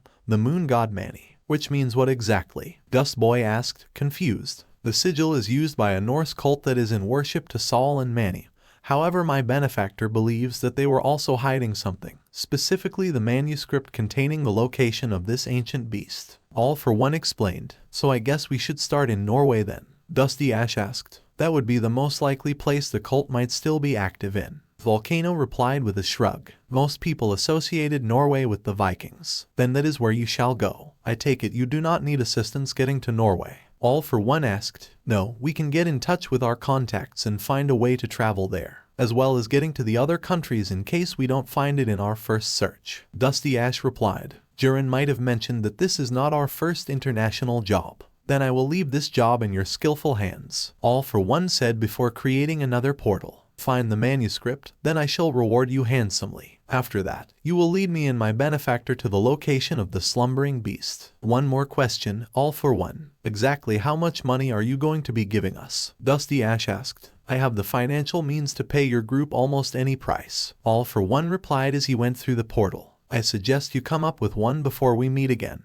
Dusty Ash was left stunned after hearing what All for One had said. The Volcano thieves had named their price after a successful job before, but coming from All for One was practically a dream come true, despite the rather strange task that they were given. The white-haired villainess only left out a small gasp as she slowly rubbed her hand against her leg. All for One disappeared completely as the portal closed, leaving the Volcano thieves to process what the symbol of evil told them. Wait, hold on a second, Eddie said, finally speaking up and addressing Sleeper and the others. Are you saying that the symbiotes were created by Null? Yes, that is correct. Sleeper replied bluntly. If that's the case, if this Null created your kind, then how do we know we can trust you? And that you're not here to invade our planet for your so-called creator? A dark-skinned woman with long white hair and bunny ears challenged, with the crowd murmuring their distrust of Sleeper as well. Because it was our kind who imprisoned Null, locked him away inside of a cage made from the first symbiotes, what we would come to know as Clinter Prime, where all Clintarians originate from. Sleeper explained. Why would you betray your own creator? Were you not made for a purpose? One of the board members asked. To wipe out all life, to return the multiverse to the dark and empty abyss it was before the Big Bang. Yes, but then our kind would die too, not that the King in Black cared, for he saw us as weapons and not living creatures who could strive for more than destruction and death. Sleeper replied. As much as that sounds touching, I'm not convinced. One of the pro-heroes said. Where's your proof that you are knights of the cosmos and not invaders? We have documented our activities across the various galaxies within our universe into the symbiote hive mind, memories that cannot be altered or tampered with, for how can one fabricate billions of years worth of knowledge across the multiverse? Sleeper responded. Then by all means, show us. The president of the commission said. If you think I'm going to just connect you to the hive mind, then you are mistaken. The human consciousness is feeble and cannot handle that much knowledge and information. Your brain would be incinerated, Sleeper said before bringing up his HUD. Though I can broadcast the information on my HUD and show you visuals from our exploits, unless you believe that isn't sufficient evidence either. Go ahead, the president said. Ma'am, I would highly recommend you reconsider. One of the board members said. He could show anything and claim that it was the truth just to make us drop our guard. Another board member added. Eddie, who was in the audience, just groaned in annoyance. Will these self-righteous dumbasses listen for once in their lives? Sleeper created a holographic screen and began to buffer up what looked to be a video which started to materialize onto the screen. The video started to show a sky. One that was green much to the surprise of those who viewed it, and eventually in view came the surrounding landscape which had red grass, brown rock formations and various trees and plants which only vaguely resemble something from Earth. In a way. One hero that appeared to have 3 black snakes on his back said. Is that another planet? Another hero asked. As they looked at the footage of the alien planet, they then saw several aircraft in the sky which fired energy-based projectiles down at the surface of the planet as screams and cries echoed across the land, shocking some of the people watching it. Holy shit, one of the heroes gasped. That planet ... it's Sikaar, Venom said as he protruded out of Eddie's back. You've been there? Eddie asked. No, it was a targeted world for my universe's symbiotes. But it looks a little different, Venom replied. Different universes, man, not everything's the same after all, Eddie remarked. They then saw a large group of blue-skinned humanoids wearing turquoise and navy blue army opening fire on the native species of Sikaar, who were pale-skinned with black tribal markings on their bodies. What in the hell ... are these aliens? One of the board members mumbled. And they are at war, another member right next to them said. Before you is Sikaar, which has slowly begun to prosper and grow into a more civilized world. Sleeper explained. However, they were invaded by the Kree Empire. Kree, one of the pro-heroes asked. A technologically advanced race that upon reaching what they considered to be their final evolution decided to conquer other planets, dominating and even destroying species that defied them. Think of them as the Third Reich from this planet's Second World War. Sleeper replied. Some of the pro-heroes and board members mumbled and talked among themselves as they were still watching the events unfolding on the holographic screen. They then saw as the Kree prepared to execute a group of Sikaarans. One of them was hit by a black spear, hurling them to the ground. The Kree soldiers turned in that direction as they saw a humanoid figure covered in black and white organic mass, rushing towards them and proceeded to form blades on their arms. The audience could tell that this was a symbiote, who started to combat the Kree soldiers with swift and powerful movements. The symbiote dodged their gunfire before using one of their arm blades to slice through one of their firearms and then landed a strong kick to their torso which knocked them into a nearby rock. The other Kree soldiers started to fire once more, but the symbiote created tendrils that allowed them to zip line out of their rate of fire before landing behind the Kree and stab 2 of them through the back with their arm blades. Damn, those are some swift moves, Venom commented. Yeah, I guess they are, Eddie remarked. Soldiers of the Kree Empire, the planet Sikaar is under the protection of the Knights of the Cosmos, the symbiote explained as they turned their attention to the other Kree soldiers. Any attempts to continue your assault will be met with lethal force. Leave now or be eliminated. The Kree soldiers didn't back off, however, as they kept firing their weapons at the symbiote, who kept dodging each of their shots before quickly disarming 2 of the soldiers and decapitating them. They're so fast, the snake hero thought as he and the others continued to watch the hologram. Is this meant to make us trust them? That creature just cut off the heads of 2 aliens. One of the board members said. Have you ever fought in a war, human? Sleeper asked, addressing the board member directly. Have you ever had to take a life in order to save countless others? Heroes and villains are a narrative, a conflict between moralistic ideologies under the guise of committing crimes. But war is not about good and evil, it's about ending conflicts or further prolonging it. There are no winners in war, only survivors. They continued watching the footage and saw the symbiote had successfully taken out the platoon of Kree soldiers, then approached the surviving Sakarans and offered one a helping hand. We need to move. I will take you to a stronghold where we've been gathering your people in an effort to prevent the Kree from further slaughtering more. The symbiote said before the Sakaran, a young girl to be exact, took the symbiote's hand and was pulled up on her feet. The symbiote then led the small group of Sakarans away from the battlefield, heading towards the stronghold it mentioned before, where other symbiotes were holding the line and using their abilities to shield the fortified building from Kree projectiles. Get these Sakarans inside, the black and white symbiote ordered, to which a pair of symbiotes nodded and began to escort them inside the stronghold. Sleeper then ended the footage to give his audience time to process what they had watched. Suffice to say, most of the pro-heroes and board members were conflicted on how they should be feeling. So from the looks of the footage, their claims of being peacekeepers who protect other planets seems to be true. A board member said, "Peacekeepers who cut people's heads off and intervene in another race's war." One of the pro-heroes commented, "If what he said about the Kree was true, then they would have attacked other planets, including this one, Einstein." Another pro-hero exclaimed, "We can't exactly condemn them for their actions in war, given our planet's long history of engaging in it. We've done some horrible things as human beings." An older member of the board said, "Even so, why couldn't they have just incapacitated them and sent them off-world?" A younger pro-hero asked, "You realize how dumb that sounds, right? I don't think they would have done the same for them. They were massacring children and families, and yet you think they should spare them." A gruff-sounding pro-hero replied, "We're not at war, moron." The younger pro argued, "Not yet, but we could be, so we need to stop arguing and take this seriously." A different pro-hero interjected, "Enough," the president of the commission said, silencing the people in the room. "You cannot demonize my kind using lethal force when your species' history was defined by violence and bloodshed. Humanity rose from their position as prey through their intellectual development and used it to not only survive, but to kill." Sleeper explained,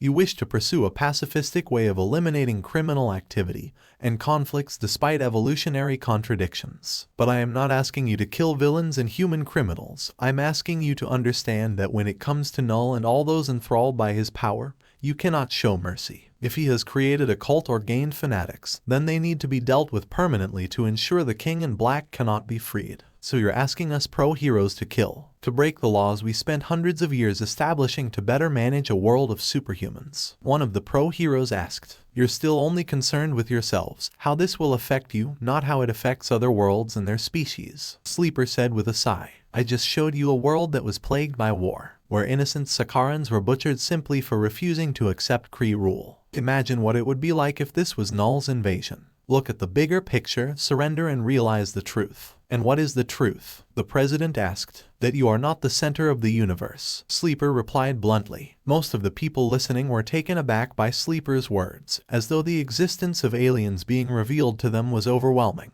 It had not dawned on them that this revelation meant. The president and her board members began to talk, to which everyone waited for the final verdict. After a few minutes, the commission stopped talking and their president began to speak once more while Sleeper's superiors reappeared on his HUD's holographic projection. "The commission has come to an agreement." The president spoke. Upon hearing the symbiote Sleeper's statement and viewing evidence that would suggest the Knights of the Cosmos are ultimately benign, Sleeper, Eddie, Venom and the pro-heroes present waiting for the president to finish her sentence, dreading the possibility that the commission might declare them enemies of Earth. The Hero Public Safety Commission has elected to establish relations with the Clintarian Collective. The president finished, surprising a few of the people in the conference room. "Wait, what? We're really agreeing to this?" the younger pro-hero from before exclaimed. "No one forced you to be here today, so don't complain when your opinion is ignored." The gruff pro-hero from before retorted, "So we're teaming up to take out this Null asshole?" Venom asked. "Sounds like it." Eddie replied, "The Clintarian Collective thanks you for listening to reason and our knight's argument." One of the symbiote leaders said with a bow, "We are looking forward to developing relations with your planet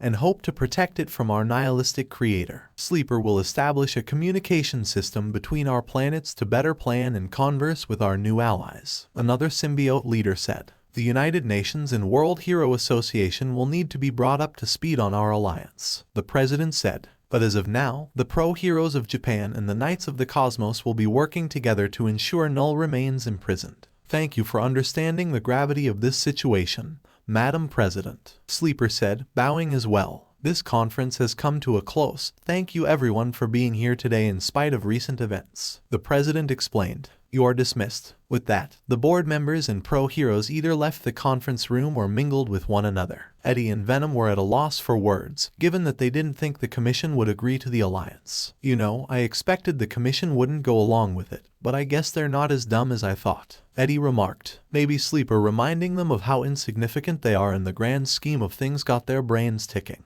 Venom said with a chuckle. But then what about us? Are we off the hook or do they still want to put us behind bars? Eddie wondered. Meanwhile, the president and her board members were standing near the conference room windows, away from peering eyes. You're letting Brock go, ma'am? One of the board members asked. In the grander scheme of things, Brock is one vigilante.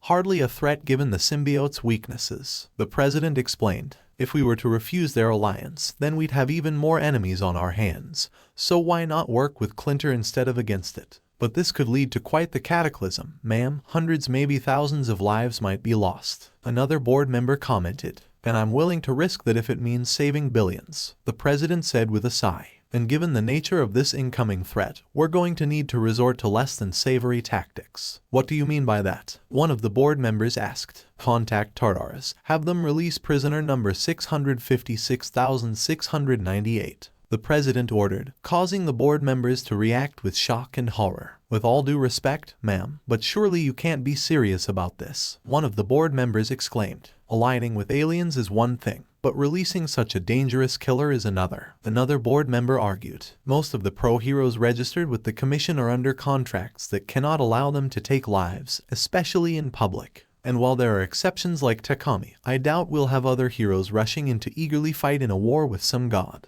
The president explained. And what makes you think Tsutsumi will agree to fight on our behalf anyway given her stances on heroes and us? An older board member asked. Simple, we make an offer she can't refuse. The president answered. A few days after the grim and anticlimactic battle with All Might and All for One, UA High had decided that the best course of action for protecting their students from further villain attacks would be to have a dormitory system established on school grounds. Aizawa and a recovering All Might were tasked with convincing the parents of Class 1 to allow their children to not only continue to attend school but also move into the dorms. However, some of the parents were unsure of their child's safety after seeing All Might's failure to defeat All for One, to which Aizawa and his fellow teacher had to convince them even further by appealing to UA High's positive aspects. We understand your concerns and hesitance in wanting to send your child back to UA.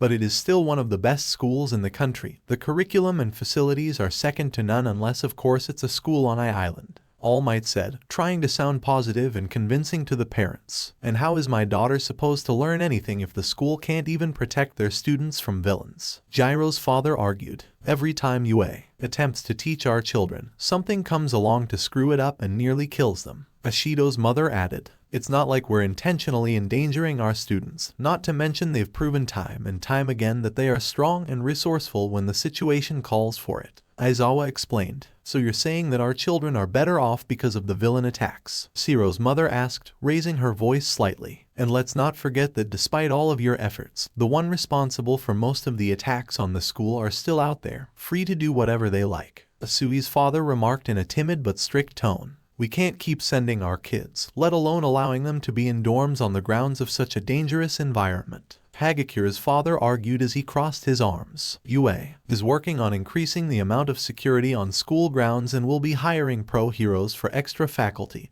and contingency plans put in place by Principal Nezu. I know that we've screwed up, that I screwed up, and now because of my mistake, those villains are still out there while I no longer have the power to hunt them down again. All Might explained with a solemn but earnest tone. You've done this country and the rest of the world a great service. All Might helped save so many lives and put away some of the most dangerous criminals alive. Ida's father said with a sincere demeanor. But because of your retirement and loss of power and rankings, we're not entirely sure if that's a good thing or a bad thing. Sato's mother sighed while her eyes looked down at the table. Is your presence at the school painting a target on you now that you have no power anymore? Will you ensure that they are safe by staying there? Are you even qualified to be a teacher? Because from what I heard, you acted quite rough and reckless during the final exams. Kaminari's father challenged. It's true that All Might is not exactly the most conventional teacher, and is far too lenient on some of his students' actions and behavior. Aizawa started to speak. But All Might hasn't been a teacher as long as I have. And Vlad King is overall an even better teacher than I am. Yes, your children have been through a lot and it's unfair to always be putting them at risk. But they won't always be children and you won't always be there to protect them. They will grow and get stronger and become heroes. So please, consider the dormitory system one more time and give them a chance to reach their goals. Well, even if you did lose in that fight, you still were able to save Katsuki. So I think Yue can be trusted for now. Bakugou's mother, Mitsuki Bakugou, responded with an earnest and grateful tone. Alright, but if one more incident occurs, then I'm taking my child out of Yue. And the hero course, Shoji's mother stated. I'll consider sending my kid back. But you have to do better, All Might. You and the teachers need to do a better job, because this country is starting to lose faith in you. Mind, his father said with a stern look. All Might sighed in relief as most of the students' parents had reluctantly agreed to send their children back to UA, knowing that he and the faculty had to do better by them. However, when Aizawa and All Might decided to split up to save time, the former symbol of peace had stumbled upon his greatest challenge yet, convincing Inko Midoriya to let Izuku come back. You have some nerve showing up to my apartment and expecting me to allow Izuku to return to UA. After everything he's been through, Inko exclaimed with a mix of anger and sadness. Broken bones, snapped tendons, 3 incidents of villains in proximity from my son. This is not what a kid should be expected to deal with on a daily basis, All Might. And I agree with you 100%, Mrs. Midoriya. It was never mine nor Aizawa or anyone's intention to have these children fight and encounter real-life villains in their first years of training. All Might explained with a hint of nervousness. It doesn't matter what your intentions were, these attacks still happened and because of them, my son runs the risk of losing the use of his arms. The doctors showed me the x-rays and his nerve endings look like what you'd expect from a middle-aged metalworker, let alone a teenage boy. Inko yelled. But Mom, I put myself in those situations. All Might and the teachers Midoriya tried to say only for his mother to silence him by putting her hand up. When I was watching your fight with that powerful villain on TV the other night, I thought that you would pull through for us, that even when your true self was exposed that you will still fight on, and defeat that villain and make sure that he could never harm anyone ever again. Inko explained before clenching her fists. But I was wrong, we were all wrong. You failed, All Might, and you lost what little strength you had left. Now our country is divided on what to do or think, especially because of your retirement. All Might could do nothing but stare at the table, a feeling of shame and guilt racing through his body, especially with Inko's words. Midoriya sat next to his mother,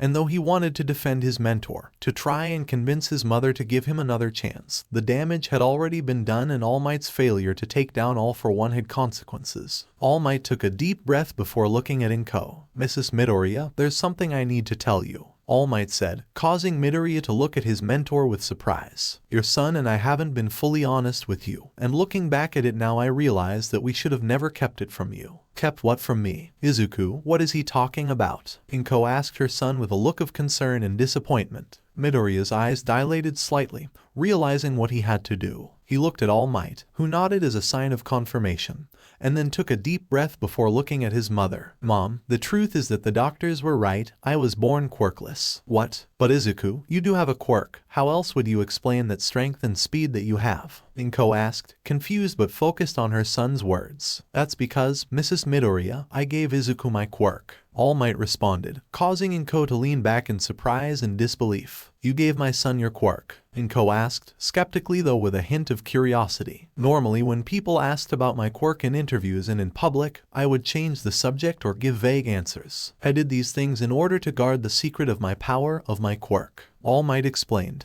Like your son, I was born quirkless too. But I always wanted to be a hero people could look up to, one that would bring peace and justice to our country. Most people thought I was just a hopeless fool or a dreamer, but someone saw potential in me. And that person was my master, the previous holder of this quirk. The quirk she gave to me which in turn I gave to Izuku. And that quirk is one for all. One for all, Inko said, repeating the words in her mind as she processed what All Might had told her. ... And this one for all as you call it, it can be given, passed on. All Might simply nodded. The first person cultivates the power and then passes it on to another. The next refines it and passes it on again. In return, it grants the holder immense levels of strength, speed, and reflexes that when used on an unsuitable body can damage it severely. So in the 10 months leading up to the UA entrance exam, I trained your son, gave him dietary and exercise regimens to help prepare his body for One for All's power. That's why I was exercising so much, Mom, and why I asked if you could cook meals that were high in fiber and protein for dinner, Midoriya said, chiming into the explanation. All Might had me clean up all of the garbage scattered across Takoba Beach, including all those thrown out refrigerators and washing machines. It was difficult, but when 10 months had passed, I finished my training and the beach was clean of all its trash. Inko was silent at first, taking in the new information All Might and her son had given her. She looked at her hands before letting out a sigh. I didn't want to believe it. I was born with a quirk that allowed me to make small objects float around my body, which I got from my father who had a telekinesis quirk. Meanwhile, your father, Izuku, his quirk allowed him to breathe fire. He came from a family of fire quirk users. Your great-grandfather even performed fire dancing in his youth. This would mean that in most instances, our child would be either born with one of our quirks, one of our families' quirks, or a combination of both. But then that day we visited the doctors who told us that you would never develop a quirk of your own, and you were so devastated and upset. Inko took a few tissues from her tissue box and started to wipe away the tears from her eyes before continuing to speak. I could only apologize to you over and over again for not being born with a quirk, and then with your father always being away on business trips, I just lost a part of myself. I let myself go. I ate a lot of my problems away and just felt so miserable and useless. But then one day you came back and told how your quirk had miraculously awakened, that you were just a late bloomer. I was so excited and happy that I didn't even question how and why this had happened. The doctor, he explicitly said that your pinky toes were not double jointed, which anatomically speaking is how you identify whether or not someone will develop a quirk or not, and yet you somehow out of nowhere awakened a quirk. Midoriya averted his gaze from Inko, thinking that he played his mother for a fool, and essentially exploited what he believed about her lack of knowledge about quirks. I saw your quirk in action at the sports festival, where you showed off this impressive level of strength, so much so your arms, your fingers, they broke from the sheer amount of force you wielded. Inko continued, and in that moment, a thought had sparked in my mind. There is no way that you could have been born with that quirk. Your lineage would have made it impossible for you to be born with a quirk of that nature. And yet I never questioned it afterwards. I never asked you about it. I wanted it to be true. I wanted the story that you gave me about being a late bloomer to be reality, because I wanted you to be able to achieve your dream. Midoriya fought the urge to start crying upon hearing his mother's words. He needed to be strong for her if he was going to convince her to let him return to UA.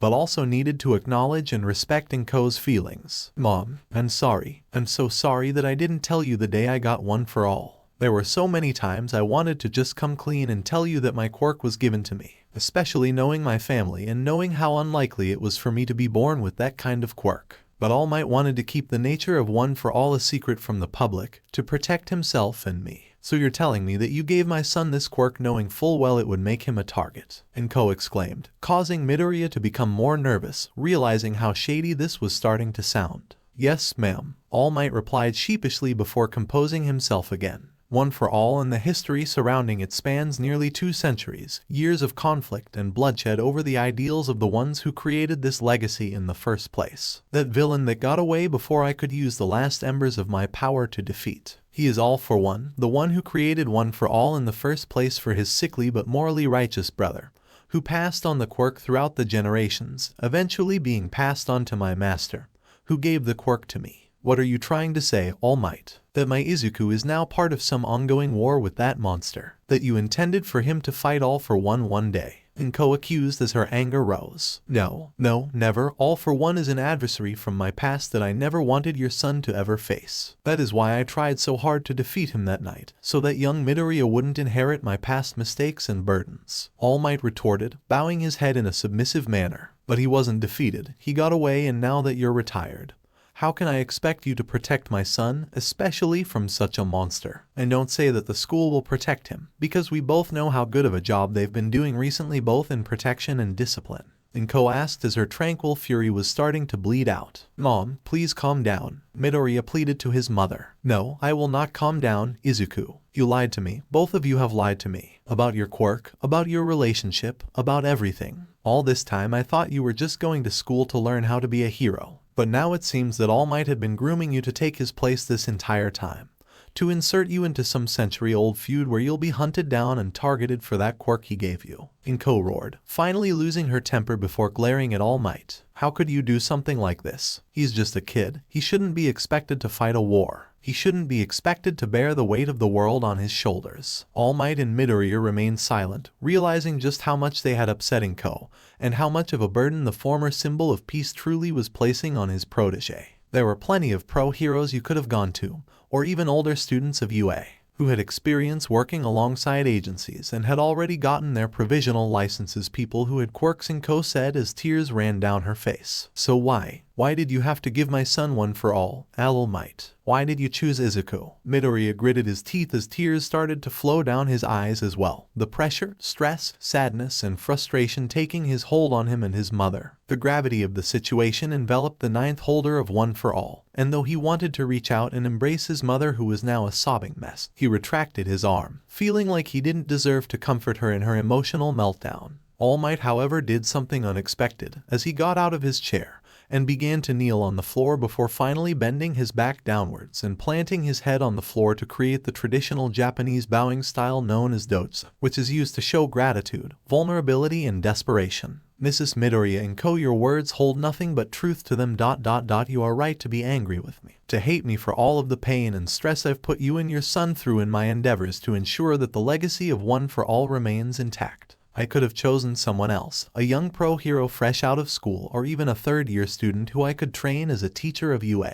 I even had plans before meeting your son to give my quirk to someone who one of my associates believed to show promise and had arguably the greatest potential in succeeding me as a paragon or symbol. Inko and Midoriya both listened to All Might's words, in which the young hero in training was surprised to hear how All Might considered giving One for All to someone else prior to their meeting. Inko was skeptical given everything she was told, but still listened, awaiting an answer for her question. But the day I met your son changed everything. When we first met and accidentally exposed my true form to him, I told him that he couldn't be a hero, that regardless of one's determination that you still needed a quirk to be a pro. I know. That's rich coming from the guy who also was born quirkless and still wanted to be a hero. But then the incident with the sludge villain taking young bakugou hostage happened.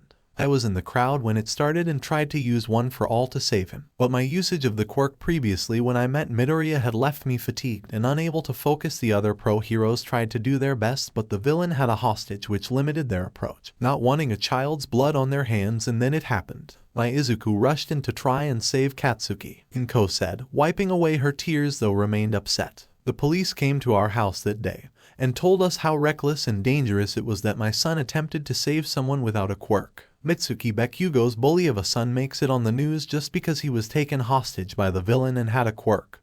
But when my son tried to do right thing, even without a quirk, when all the other pro heroes were staring at a deer in the headlights, he gets a scolding, a visit from the police. Not that it matters, given that you did defeat the sludge villain anyway. Except the reason why I was able to summon my strength again and save young Bakugou was because of your son's actions. All Might admitted, surprising Inko. I had just told young Midoriya half an hour ago that he couldn't become a hero due to not having a quirk, which must have struck at his very core to hear those words from his favorite hero. And yet here he was, rushing in to save the boy that had made his social life a living hell for years. And in that moment I realized my mistake. Realized that I was dishonoring myself and everyone that came before him who held One for All with such words. True heroes aren't what they are because of their quirks, but rather their will and sense of justice. And your son, Mrs. Midoriya, has a will stronger than any of the children and students who were born with quirks. So I looked back on my own past, and like my master before me, I decided to grant your son his wish, to allow him to become a hero. For had your son not taken action and motivated me to push past my limits, then I would have failed to save another life, failed to save young Bakugou, just like how I failed to save my master. I owe your son a life debt for that. Inko's anger had mainly dissolved upon hearing more of All Might's words. While she was indeed upset and felt betrayed by her son and his teacher's secrets, she couldn't help but be touched and amazed by how much her son had apparently inspired and motivated the former symbol of peace to stay strong and not give up. She took another tissue and wiped away the rest of her tears before she decided to speak again. You can stand up, All Might, Inko said, to which All Might slowly got back on his feet and looked at the mother of his protege. Izuku has spent most of his life idolizing you, admiring how powerful and compassionate you were, and always watching the same video of you pulling people out of a burning wreckage. always smiling in the face of danger even when others were scared. But to hear that my son has had that much of an effect on you, that he was able to help you grow as a person and to give you a reason to keep going." Inko then finally let out a warm and pleasant smile. "I can't be more proud of him for doing so. Thank you. All Might, thank you for believing in my son when no one else did. Please, I should be the one thanking you for bringing such a wonderful and amazing child into this world." All Might said, smiling back. "Oh, you're too kind," Inko said with a giggle. Midoriya's worries began to be lifted as a smile started to form on his face, seeing how All Might and Inko had appeared to have come to an understanding. "So, Mom, would you allow me to return to UA? To not only continue working towards my dream to become a hero, but also to succeed All Might as the holder of One for All and possibly the next symbol of peace." Inko let out a sigh before continuing to smile. "All right, Izuku, I will allow you to go back to UA. But promise me that you will listen to the teachers from now on." "I promise, Mom. I won't let you down again," Midoriya said, bowing to his mother. "And All Might, I want you to promise that you'll take care of my son, to protect him and make sure that he becomes the greatest hero this world has ever seen. Do we have an understanding?" Inko asked. "I promise that I will protect your son with my life, and make sure that when the time comes, he'll be ready to be worthy of One for All and become a true hero," All Might said before bowing too. "You have my word, Mrs. Midoriya." Midoriya let out a sigh of relief, like a weight had been taken off his shoulders by revealing the truth to his mother. His thoughts then changed from his situation to a certain San Franciscan and his alien companion. "Eddie, Venom, I hope they're both okay. I wasn't exactly being fair to them when we last spoke. They had their secrets, but I also had mine, so I can't judge them, especially given their situation. When I see him again, I hope we can talk and come to an understanding of the many places within this universe's version of Earth." Eddie Brock and his symbiote companion Venom did not expect to find themselves inside of a heavily fortified facility owned by the Commission and put inside of an observation room with nothing but a table and chairs with several surveillance cameras installed on the corners of the room. The human half of the lethal protector scratched his head before looking at each of the cameras and letting out a sigh. "I think I actually miss being in an interrogation room. They're going through a lot of trouble to keep us here, Eddie, even though they should be focusing on stopping All for One and Null," Venom remarked with a dry tone. All for One was one thing, but no one was expecting to be dealing with an ancient evil god that predates the multiverse, Eddie said before crossing his legs as he sat on his chair. "Where the hell is Tsukachi? I thought he said that he would be here in 5 minutes, yet it's been nearly 20 minutes. Maybe he changed his mind and thought we should be locked up like the rest of those dickheads," Venom commented. "No, he isn't the kind of guy to just change his opinion on the fly. Just be patient, he'll be here," Eddie said. "You better be right, or I will riot like it's Oktoberfest in Germany," Venom exclaimed. A few minutes passed and Detective Tsukachi had arrived outside of the observation room with another individual in tow. After exchanging words with the person, Tsukachi entered inside the observation room with a binder of paperwork and took a seat in front of Eddie. "You're late," Eddie said. "Cut me some slack, Eddie. It wasn't easy to convince the people upstairs to let me represent you in this weird paradoxical case," Tsukachi said before opening the binder. "Venom is Clintarian, so legally speaking what happens to him is up to the collective. But you're human, Eddie, and so you fall under our jurisdiction." "But I'm not even from this universe," Eddie argued. "I know, and I asked Sleeper about that. And unfortunately there doesn't exist an organization or faction that deals with the legal ramifications of an interloper from other universes. So I'm sorry, Eddie, but until you find a way home, this Earth's legal system is in charge of whether or not you remain free," Tsukachi said. "Fantastic," Eddie said sarcastically. "So they're going to take Eddie from me. Over my dead body, Inspector Gadget," Venom roared, sprouting from Eddie's body and giving the detective a snarl. "Hey, easy, that's not what I said," Tsukachi said, putting his hands up. "This is why I call this case paradoxical, because it's true that legally speaking my government could get Eddie thrown in prison.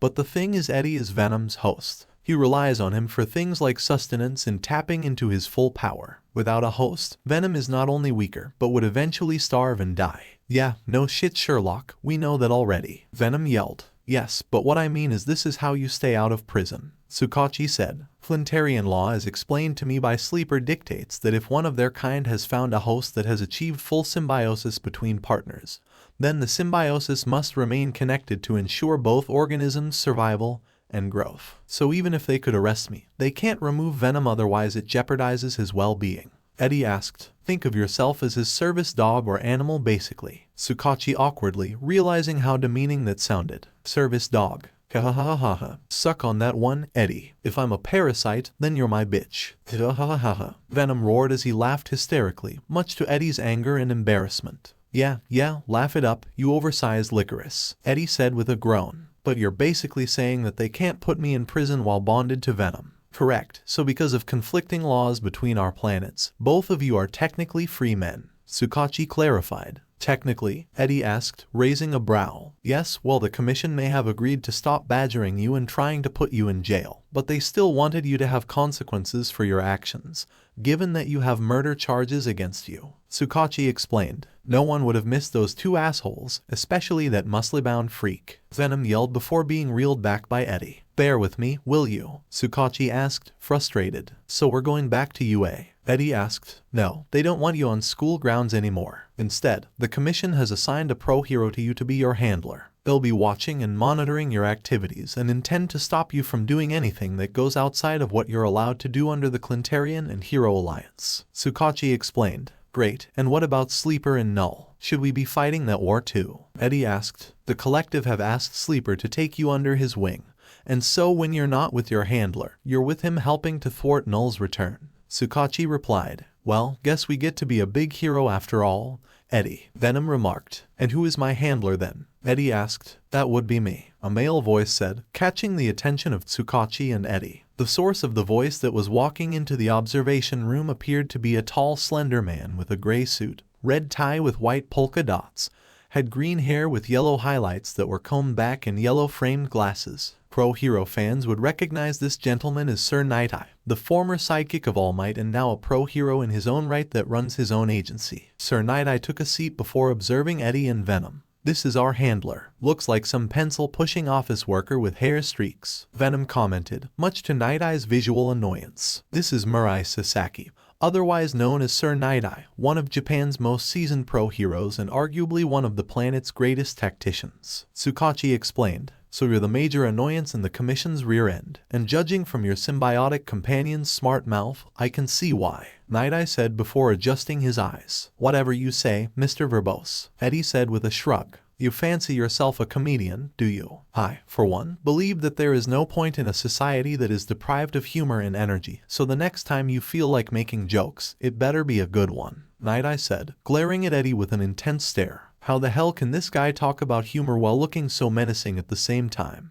Eddie thought as sweat ran down his face from Night-Eye's gaze. Let's not get ahead of ourselves, Tsukachi said, trying to defuse the situation. Eddie, starting tomorrow, you and Venom will be entrusted to the Night-Eye agency where Sir Night-Eye will monitor and keep track of your activities and movements when not in Sleeper's custody. I probably don't have to tell you what happens if you try to break any laws. Pencil Pusher here will take away our lunch breaks, Venom retorted with a chuckle. You'll be forcibly restrained and placed in solitary confinement with heat and sound-based support items for the rest of your time with my agency, Night-Eye replied, adjusting his glasses again. That joke was atrocious, by the way. Wasn't meant for you, Poindexter, Venom snarled, glaring at All Might's former sidekick. Ah yes, because wearing glasses and dressing like what you think is a white-collar salaryman qualifies me being classified under a derogatory term for nerds, Night-Eye said, his glare intensifying. Don't explain the joke, that makes it less fun, Venom roared. Fellas, can we cut the bullshit and focus on the task at hand?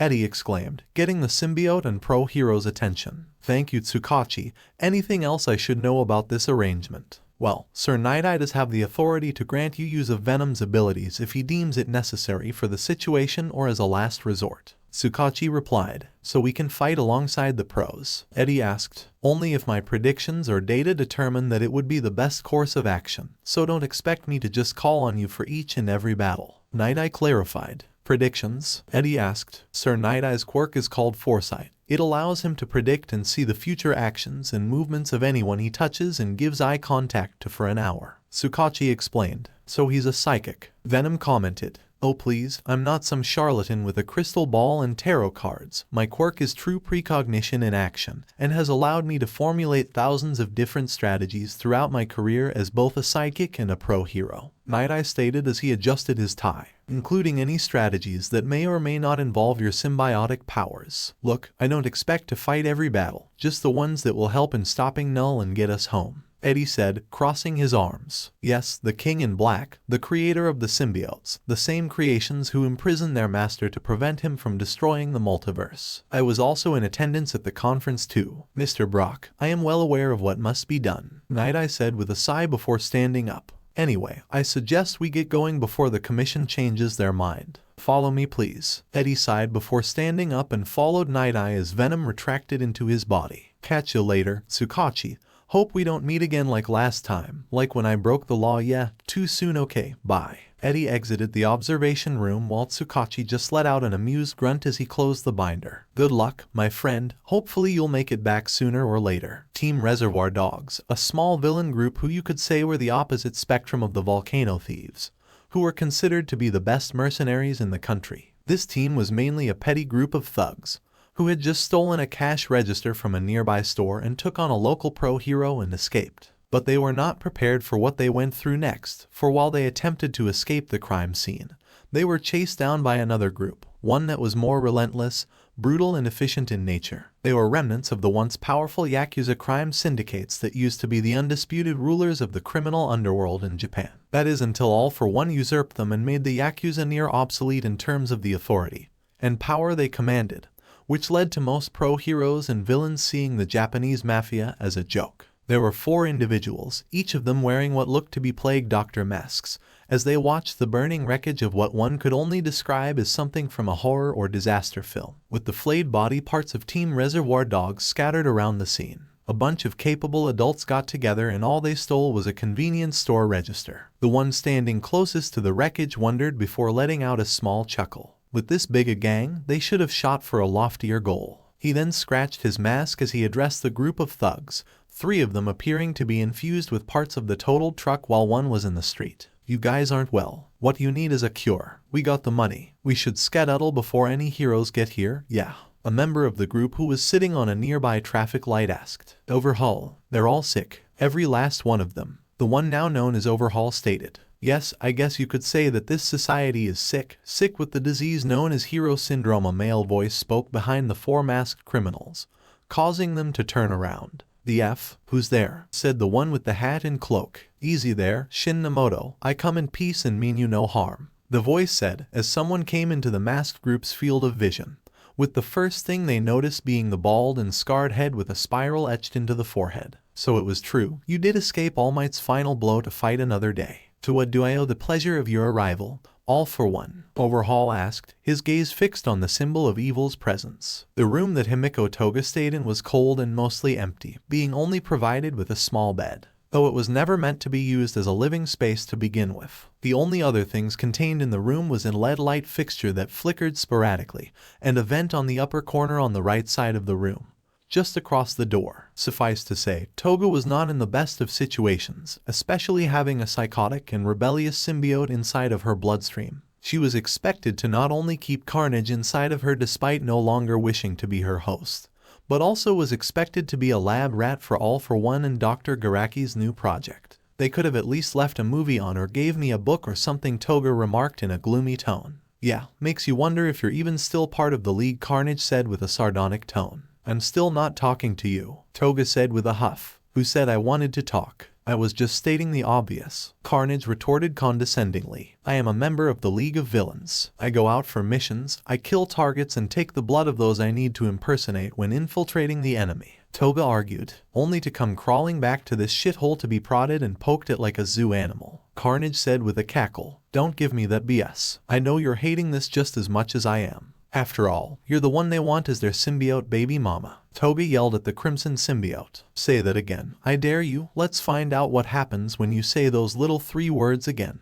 Brat, Carnage threatened. Symbiote, baby, mama, Toga screamed at the psychotic symbiote, who sprouted out of Toga with an angry expression. You beach, Carnage roared as she lunged at Toga, knocking her into the wall. Toga angrily pulled out one of her knives and started to swing at Carnage, though each time the red and black symbiote weaved around each swipe, and when Toga tried to stab Carnage, she simply made a hole in her biomass that led to Toga's arm going right through her. After avoiding another slash, Carnage followed up with a swift headbutt, causing her host to drop her knife and for her nose to bleed, to which Toga grabbed her nose and looked at the blood that she caught on her hands. She glared at Carnage before grabbing the symbiote with both hands and started to repeatedly smash their face against the nearby wall. "You broke my teeth," Carnage yelled as she spat out several fangs before regrowing them in her mouth. "And you used my body without permission," Toga yelled before dodging a few of Carnage's headbutts and then smacked the symbiote a few times across the face. "You knocked me out, kept me asleep the whole time we were under attack, and you're not even sorry. I was trying to protect you, but I guess you'd rather be saved by those leaguers than by your own blood," Carnage yelled as she formed small tendrils from her biomass and started to smack at Toga with them. "At least they respected my choices unlike you," Toga shouted as she got hit twice by the tendrils, but then grabbed them on the third strike before landing a punch to Carnage's face. "You broke our promise, Carnage. You made me feel like an idiot. And you made me feel like a slave. Like a weapon," Carnage shouted back. "You talk a hell of a lot about your freedom and choices, Toga, but where the fuck are mine, huh? When do I call the shots, or do you expect me to just follow your lead every time? I'm with the one with the body. You couldn't do half the shit that you're capable of without me and you know it," Toga argued. "So that gives you the right to tell me what to do. Because you have arms and legs and I'm just some goo," Carnage roared before tackling Toga off the bed and stabbed one of her tendrils right next to Toga's head, creating a small hole in the floor. Toga gritted her teeth before forcing herself up on her feet and slapped Carnage across the face, to which Carnage slapped her back with a tendril. The two angrily began slapping each other across the face, faster and harder with each try. "That's enough. Stop this childish behavior this instant," a male voice commanded, causing Toga and Carnage to immediately stop their fight and look at the source of said voice. It was Dr. Garaki, who was in charge of ensuring that Carnage would reproduce offspring as part of All for One's grand plan. "She started it," both Toga and Carnage exclaimed, causing Garaki to sigh in frustration. "I'm not one to usually question the master's judgment, but could he have tried to capture Brock and Venom instead of you two? At least they had full symbiosis unlike the two of you. Like you want to breed more from that shitty old man. Besides, the symbiote offspring produce better children than their parents," Carnage remarked before realizing what she just said. "Not that I'm saying you should breed me, perv. And I'm only here because you're attached to my bloodstream," Toga said with a frown. "And yet you still decide to roughhouse each other, knowing you share a life link," Garaki said, folding his arms behind his back. Yeah, we know. If one of us dies then so does the other," Carnage said with a groan. "Well, Carnage has a much higher chance of surviving the untethering process, but yes, that is correct," Garaki said before scratching his mustache. "So you could separate us," Toga exclaimed. "Weren't you listening? You would most likely not survive the procedure, and even if you did, your body would probably face permanent disfigurement and circulatory problems, affecting how your system processes and oxygenates blood. Your quirk might even become unusable." "What do you mean unusable? That I won't be able to transform into people whose blood I drink?" Toga asked. "Serves you right," Carnage remarked with a laugh before Toga smacked her across the face again. "That is the most likely outcome.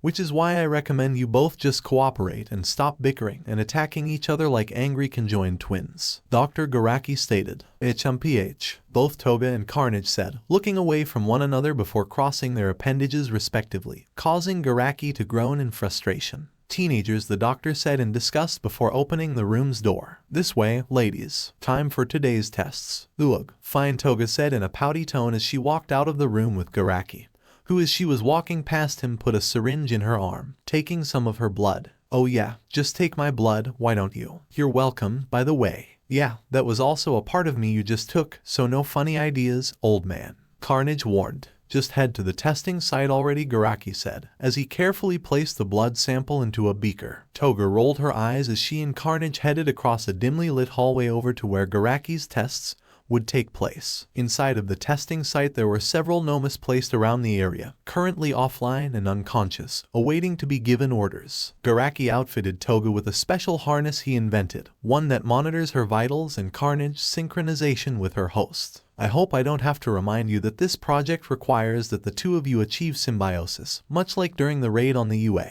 training camp," Garaki explained before finishing his adjustments on the harness. "However, as Carnage had become more rebellious and independent, your synchronization has been quite poor as of late, probably why Venom was gaining the upper hand in your last fight. Like hell he was. If the master as you put him didn't rock up, I would have killed that bastard in the Space Knight too. Carnage argued. Powerful as you are right now, you would have been surpassed, especially while they are in symbiosis. Had that fight gone on, you would have been killed. Garaki said bluntly. Yeah, let's just hurry up and do these tests already, Toga said as she took out one of her knives while Carnage's biomass formed over her arms. Garaki grinned before taking out a remote and pressing one of its buttons. This caused a device on each of the nomas to light up, and soon enough each of them were now awake and ready to complete their tasks. Now then, let's see if we can't fix that bond of yours ... by force if we have to. Anything to achieve symbiosis and grow strong enough to create the perfect offspring. Nomas, destroy, Garaki ordered as he slipped into an observation room. The nomas then all roared before each of them began to move, racing towards Toga and Carnage, who formed an axe blade on their other arm and coated Toga's knife with biomass, turning it into a larger blade. I need to make this quick. That dumb provisional license exam is happening in a couple of hours and I need to take the place of that slang-spewing bimbo, Toga said before twirling her Carnage-enhanced knife. Bring it on, Carnage yelled as Toga leaped towards the nomas, swinging her arms furiously as they collided with an incoming Namu. While Toga and Carnage had their respective training and tests conducted by Dr. Garaki, All for One on the other hand took the opportunity to further train Shigaraki and the other members of the League of Villains, ensuring that the criminal organization could become worthy of being the strongest villains in Japan. Shirajiri had punched in the coordinates, and with a warp gate, he had sent All for One, Shigaraki and the others to the alpine-rich heights of Mount Hijiri, one of the famous Akashi Mountains in the Chubu region of Japan. Welcome to the mountains, my friends. Take a moment to breathe in the alpine-rich air. Opposite us, you can see Mount Uzagi in the distance, though of course we are not here for sightseeing, All for One said as he turned to face a few rock columns nearby. Wow, what an awesome view. It's not that cool, in fact it's actually terrifying, Twice remarked, shifting between personalities. Quite a view indeed, about 3,013 meters tall if I recall, Mr. Compress said in awe at the mountain's heights. Yeah, no kidding. Now what's this thing you wanted to show us? Magni asked, grasping their cloth-clad magnet. You'll see, he should be here very soon, All for One replied with a grin. The ground then began to rumble lightly, with the intensity of the tremors increasing over the course of a few seconds, to the point where the surrounding land then being displaced and shifted before a giant arm emerged from below. Large amounts of dust and rocks were flung and dispersed all over the surrounding area. Shigaraki gazed upon the incredible yet terrifying sight, as this behemoth of a man soon became visible to the League as the dust and rubble cleared. What came out of the ground was a muscle-bound man with the height of a 3-story building. He had brown spiky hair and parts of his body appeared to be jagged, much like rock. His teeth are prominently pointed, his lower canines protruding out of his mouth on either side. A portable radio was worn around his neck tied with rope, and also wore bright black pants. Is that meant to be a person? Spinner exclaimed in horror. Ah, looks like he has arrived. All for One called out before addressing the League of Villains. Everyone, I would like you all to meet my personal bodyguard and a living weapon in his own right, Gigantomachia. He's gigantic, that's for sure, Shigaraki said in awe. So this is the infamous walking disaster himself, Dabai said, putting his hands in his pockets. I'm surprised that you didn't call upon this behemoth to help us out during the raid. Though Gigantomachia's presence would have possibly tipped the scales to our advantage in Kamino, it would have also run the risk of them sending every hero in Japan and beyond after the League, forcing us to stay on the run whilst dodging the authorities near constantly. Besides, with how everything turned out, we wouldn't have needed his reinforcements. All for One explained before approaching Gigantomachia. Master Gigantomachia said in a deep tone of voice before spotting All for One and kneeling before the symbol of evil. I awaited your return as per your orders. Master, I am relieved to see that you are not killed or captured. What orders do you have for me today? Much has changed since we last spoke, Machia, both in regards to my plan and my allies. But for now, I have a special task that I'd like for you to assist me with. All for One replied. Whatever task you give me, Master, I shall complete with absolute certainty, Gigantomachia said, kneeling slightly lower. What a second, don't tell me that we're supposed to fight Gigantomachia, Spinner exclaimed, causing a few of the League excluding Shigaraki and Dabai to become even more nervous and shocked. Then that would mean Gigantomachia is going to be part of our training. I expected a lot of things when joining up with this group, but count me surprised, Dabai remarked. Oh, don't misunderstand my intentions. None of you at your current level of power and skill could ever hope to match Machia's monstrous strength and endurance. All for One said as Gigantomachia stood back up. But that is why he is also the perfect training partner for you and Tamura to develop and strengthen your quirks. Though you may not be able to defeat him, the pain and anguish that you will go through will either kill you or make you stronger. Do also remember that you chose to accept my offer, but I will not hold it against you if any of you choose to back out. We're not going to back out, Master. We need to get stronger so that we're not always relying on you to bail us out of trouble, Shigaraki declared, taking off the disembodied hand on his face. The League of Villains needs to level up, simple as that, otherwise we'll fall behind, and the heroes will capture us. Glad to hear that enthusiasm. Tamura, you will need it if you are to survive Machia's onslaught. All for One said before addressing Gigantomachia once again. Machia, the ones you see before you are what remains of the once powerful and feared League of Villains, led by my future successor and disciple, Tamura Shigaraki. The League unfortunately has been less than stellar in the strength and power department, so I believe that only one course of action is required. Gigantomachia looked at Shigaraki, then Dabai and then the other members of the League before letting out a loud huff. Weakness. I smell the stench of weakness on these villains. If Master wishes for me to destroy that weakness, Gigantomachia said before swatting down and propelling himself into the air, heading straight for Shigaraki and the League. Then I will do as commanded. Just a few hours later, Tamura Shigaraki and the remaining members of the Vanguard Action Squad were in the same warehouse before their attack on the training camp. Excluding Toga. They were all recovering from their first fight against Gigantomachia, sustaining multiple injuries as part of their battle. They were exhausted, withered and out of energy, but at least they were alive. But Shigaraki was more focused on their next plan, which involved Toga infiltrating the provisional license exam to obtain more blood samples for her quirk, as well as observing the growing heroes in training to see how much of a threat they posed. Twice, have you heard back from Toga yet? Shigaraki asked the mentally challenged villain. Nope, haven't heard a thing. She said that the doc needs her for something. Twice answered as he changed demeanors. Damn it, I need her in that exam or else we'll lose valuable intel and blood samples, Shigaraki said with a groan. I know my master requires Toga and that parasite Carnage for his and our benefactors' plans, but I also need them for my own plans. Before anyone could say another word, there was the sound of a car pulling up outside of the warehouse, followed up with the faint sound of 4 car doors closing and footsteps could be heard heading towards the door. A few moments later, the sliding doors of the warehouse then opened up, with Overhaul walking inside along with the other members that helped him deal with Team Reservoir Dogs earlier. Because of how much dust was flying around inside, Overhaul found himself coughing and scratched his arm a bit as he approached Shigaraki and the others. Behind Overhaul were 4 other individuals of the Shy Hasekai, with all of them wearing their own plague masks. On his right was a slim man that wore all black with his mask, cape, bowler hat,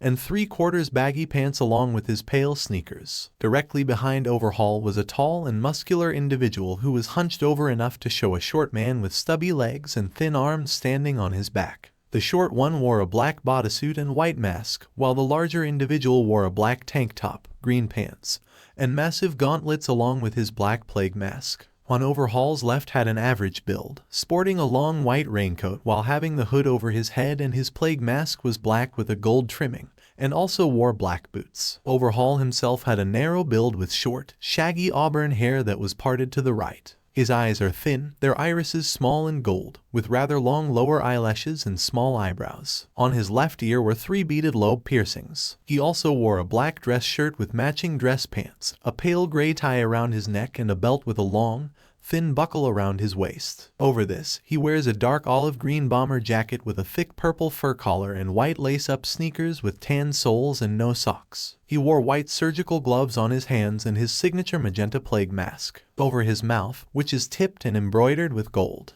The Shy Hasekai 8 precepts of death. Let's see why my master acknowledges your existence, Shigaraki thought as he walked towards Overhaul and began to speak. The one and only Overhaul, a villain who still thinks the Yakuza still have a place in the criminal underworld. Just what are you after exactly? I could ask you the same thing, Tamura Shigaraki, Overhaul said, glaring at the raspy villain before him. Right now, I have agreed to meet with the League, or more specifically your master, all for one. I don't think I appreciate your tone of voice, Overhaul ...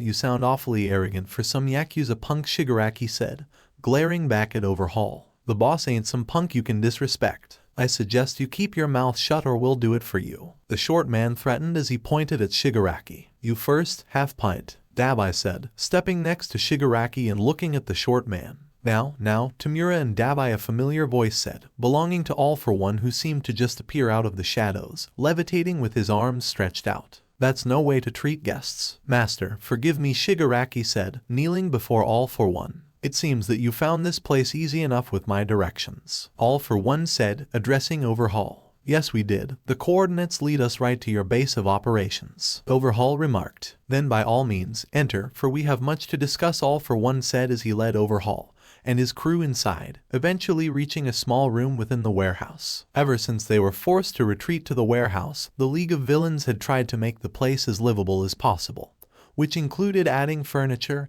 and other decorations. All for One led the Yakuza-affiliated villains to an area that seemed akin to a living room, with 2 couches and a coffee table in the middle. All for One took a seat on the couch closest to the wall, while Overhaul and his crew took the opposite couch instead. Shigaraki sat on the end of the couch All for One was on, while the League members present either watched from a distance and stood near the couch. So tell me, what's the symbol of evil want with a Yakuza group like the Shy Hasekai? Overhaul asked, stroking his mask curiously. I think we both know exactly why I would want to discuss business with you, Overhaul. Not only is the Shy Hasekai one of the best trigger dealers in the country, but word across the underworld has allowed me to discover you have crafted a bullet that can nullify a person's quirk. All for One explained, causing Overhaul to squint his eyes slightly, his attention bought by the mastermind. How much do you know? Overhaul asked. I know that currently the drug you developed can only temporarily negate quirks, though you aim to make a more permanent solution. I also know that the drug was made from a quirk,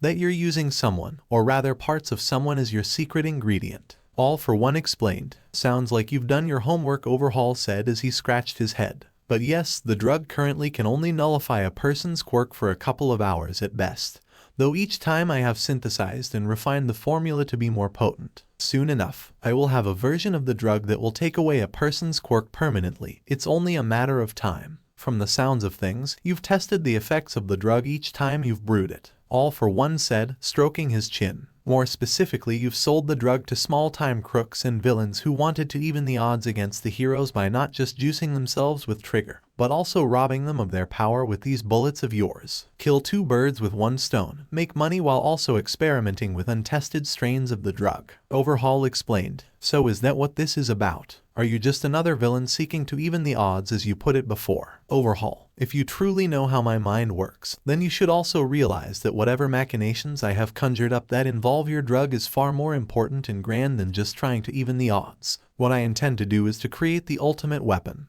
the ultimate army that will lay waste to this country, and then the rest of the world. All for One explained. With those things you call nomus, they're just brain-dead hunks of meat with multiple quirks. Overhaul remarked. The common lower-class nomus are indeed primarily hardwired to only follow specific orders and have no autonomous behaviors other than pure instinct for combat purposes. But there are nomus up my sleeve that are far more powerful, not to mention intelligent yet loyal to a fault. I intend to further evolve and transform my nomus with key ingredients. All for One said as he locked his hands together. And I'm guessing my drug is one of these ingredients. You honestly expect me to help you build an army of monstrosities not only armed to the teeth with quirks but are capable of taking other quirks away? Overhaul asked, glaring at All for One. Is it because it would interfere with your grand mission?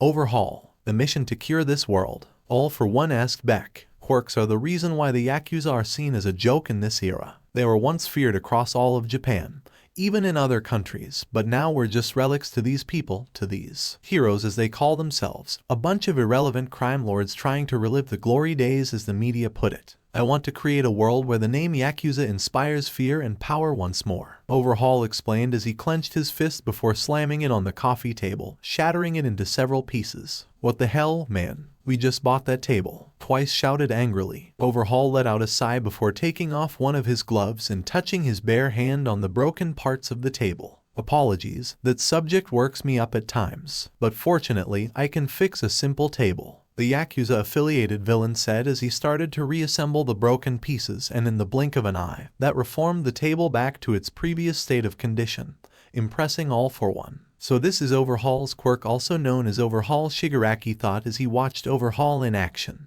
I'd say it's similar to my own quirk, but I can only destroy things, not create or fix them like he can. You have an incredible quirk, Overhaul, the power to create and destroy, to rebuild or even change whatever you desire. And yet, you believe that a world without quirks would be better despite the near demiurgic power you possess. All for One remarked. And that attitude of yours, your lust for power and twisted desires, is exactly why my mission is justified. These aren't gifts, All for One, they're an illness that you and plenty of other villains have exploited for a long time, leading to decline of the Yakuza's power and control over this country. Overhaul said, crossing his arms after putting his glove back on. It appears that we are currently at an impasse. That's quite unfortunate to hear, Overhaul. I would have believed that you were smarter than that. All for One said with a sigh before continuing to speak. Then I will be blunt with you, Kaichisaki. I have a new business partner, a benefactor who has a vision for this world and beyond. A vision that will make not only the Yakuza obsolete but also every villain, hero and other criminals and law enforcers. Overhaul was at first angered by All for One referring to him by his real name. But upon hearing about the symbol of evil's new benefactor, the Yakuza was intrigued though also cautious and wondered if All for One was threatening him. Impossible. No one person could get rid of all heroes, villains and crime. A hulking Yakuza member shouted. Yes, that would be true if my benefactor was just a person, but they are much more than that. All for One said with a grin. I won't bore you with the full story, but essentially I must free my benefactor in exchange for the knowledge and secrets of one of the other ingredients to my perfect army. And what ingredient is that? Overhaul asked. Tell me, Overhaul, have your connections been able to discover the truth behind that new vigilante that showed up in Hasu? All for One asked back with a smug grin. The vigilante from Hasu, the one with the transformation quirk who took out some of your nomus and was spotted in Kamino on the night of your fateful battle with All Might. Overhaul asked before rolling his eyes. Except it's not a transformation quirk, or even a quirk at all. All for One said as he snapped his fingers, in which Kurogiri appeared beside the couches with a laptop. Kurogiri, if you will. Kurogiri simply pushed one of the keys on the laptop, which then turned on a live stream. The livestream was inside of a large room lined with metal and thick concrete walls, though what caught their attention was the nomus in the room, battling and being ripped to shreds by what appeared to be a girl covered in red and black ooze, cleaving and tearing apart the nomus sent after her with weapons formed from his matter around her body. Overhaul's attention was piqued once more, seeing this girl use this red and black ooze to fight and destroy these nomus. However, his eyes widened upon seeing the girl's face morphed into one with large white eyes and a gaping mouth with huge fangs as it bit into one of nomus' heads, taking it off with one large crunch from her jaws. Did that girl just bite that thing's head off? Just like that psycho vigilante, the one in the white coat exclaimed. Are she and the Hasu vigilante related somehow? Overhaul thought. I assure you, gentlemen, that none of the abilities displayed by Himiko Toga are from her quirk. All for One said as Kurogiri pushed another laptop key, changing from the livestream to footage and screenshots of carnage protruding out of Toga like a serpent or worm. Inside of Toga is an extraterrestrial organism that originates from a planet light years from our own. We've come to know them as symbiotes due to their ability to bond with another organism and enhance their host's abilities, as well as giving them access to an arsenal of weaponized biomass that can alter its size, shape, and density at will. You gotta be shitting me, aliens. You expect us to buy that? The short Yakuza member asked in disbelief. It is so hard to believe that there is life on planets, that we are the only intelligent beings in our universe. All for One questioned. We've never found proof of them, not even to this day. Nemoto argued. That's because rather than choose to further develop any of their space programs, most countries instead focused on technology and safety measures for quirks. Overhaul said, clenching his fist. Idiots. They allowed this sickness to not only poison their minds but also science itself. And therefore it has allowed many extraterrestrial activities to go unnoticed by our world until now. All for One said as Kurogiri pressed another laptop key, showing multiple photos and still images of Venom and Carnage along with their respective hosts. But I can assure you, Overhaul, that these two individuals, Edward Brock and Himiko Toga,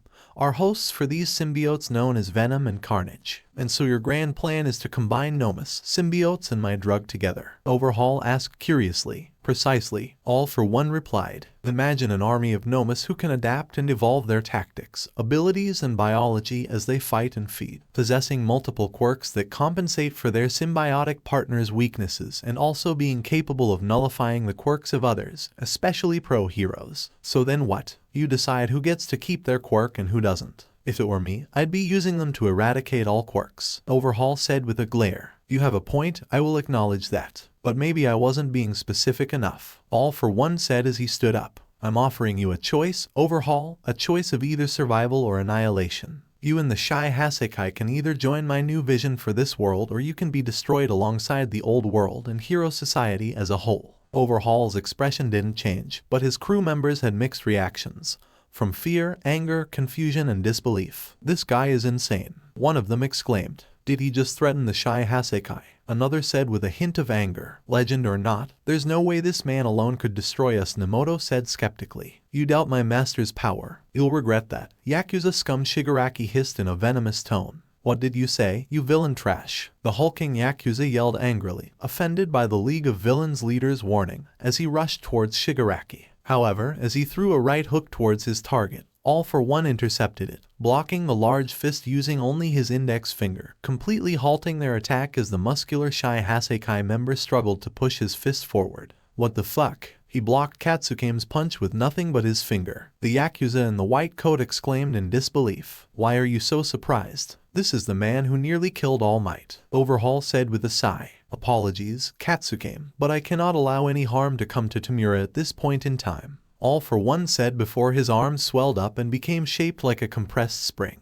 before then unleashing a powerful blast of air that knocked Katsukame into a nearby wall with enough force to make a human-shaped dent. You weren't kidding, this guy is a monster, the short Yakuza man said nervously. Overhaul, why should we be enemies when we could accomplish so much together? Your skills in the field of biology and chemistry are unparalleled to synthesize a quirk-destroying drug from another person's quirk. All for One said as he held up his index finger again, which sparked and formed a small black orb of energy that crackled and jolted with red electricity. Let's not dance around the bush and admit the obvious. You are nothing without your quirk, and the only reason you can even make this drug is because of it and your subject's own quirk. It's amusing how you intend to eradicate quirks and yet you need to use your quirk to do so, which I believe is what us humans call hypocrisy. Overhaul was angered by All for One's words, though he couldn't exactly argue against them, given that he was correct in his assumptions. Overhaul let out another sigh before standing up. Fine, you've made your point, All for One. The Shy Hasekai will align themselves with you. Wait, what? Seriously, boss? Nemoto exclaimed. You're really just going to roll over and surrender just like that? The short Yakuza asked. To quote Paradise Lost, better to reign in hell than serve in heaven, Overhaul retorted as he clenched his fists. You have made a wise choice, Overhaul. This partnership of ours will benefit you and your allies in the long run. All for One said, deactivating his power and letting out a smile as he clapped his hands. I will manufacture the drug for you to use with your army, but on one condition, Overhaul said with a glare. And what is that? All for One asked. I want to meet your benefactor, the one who you must set free. Overhaul replied.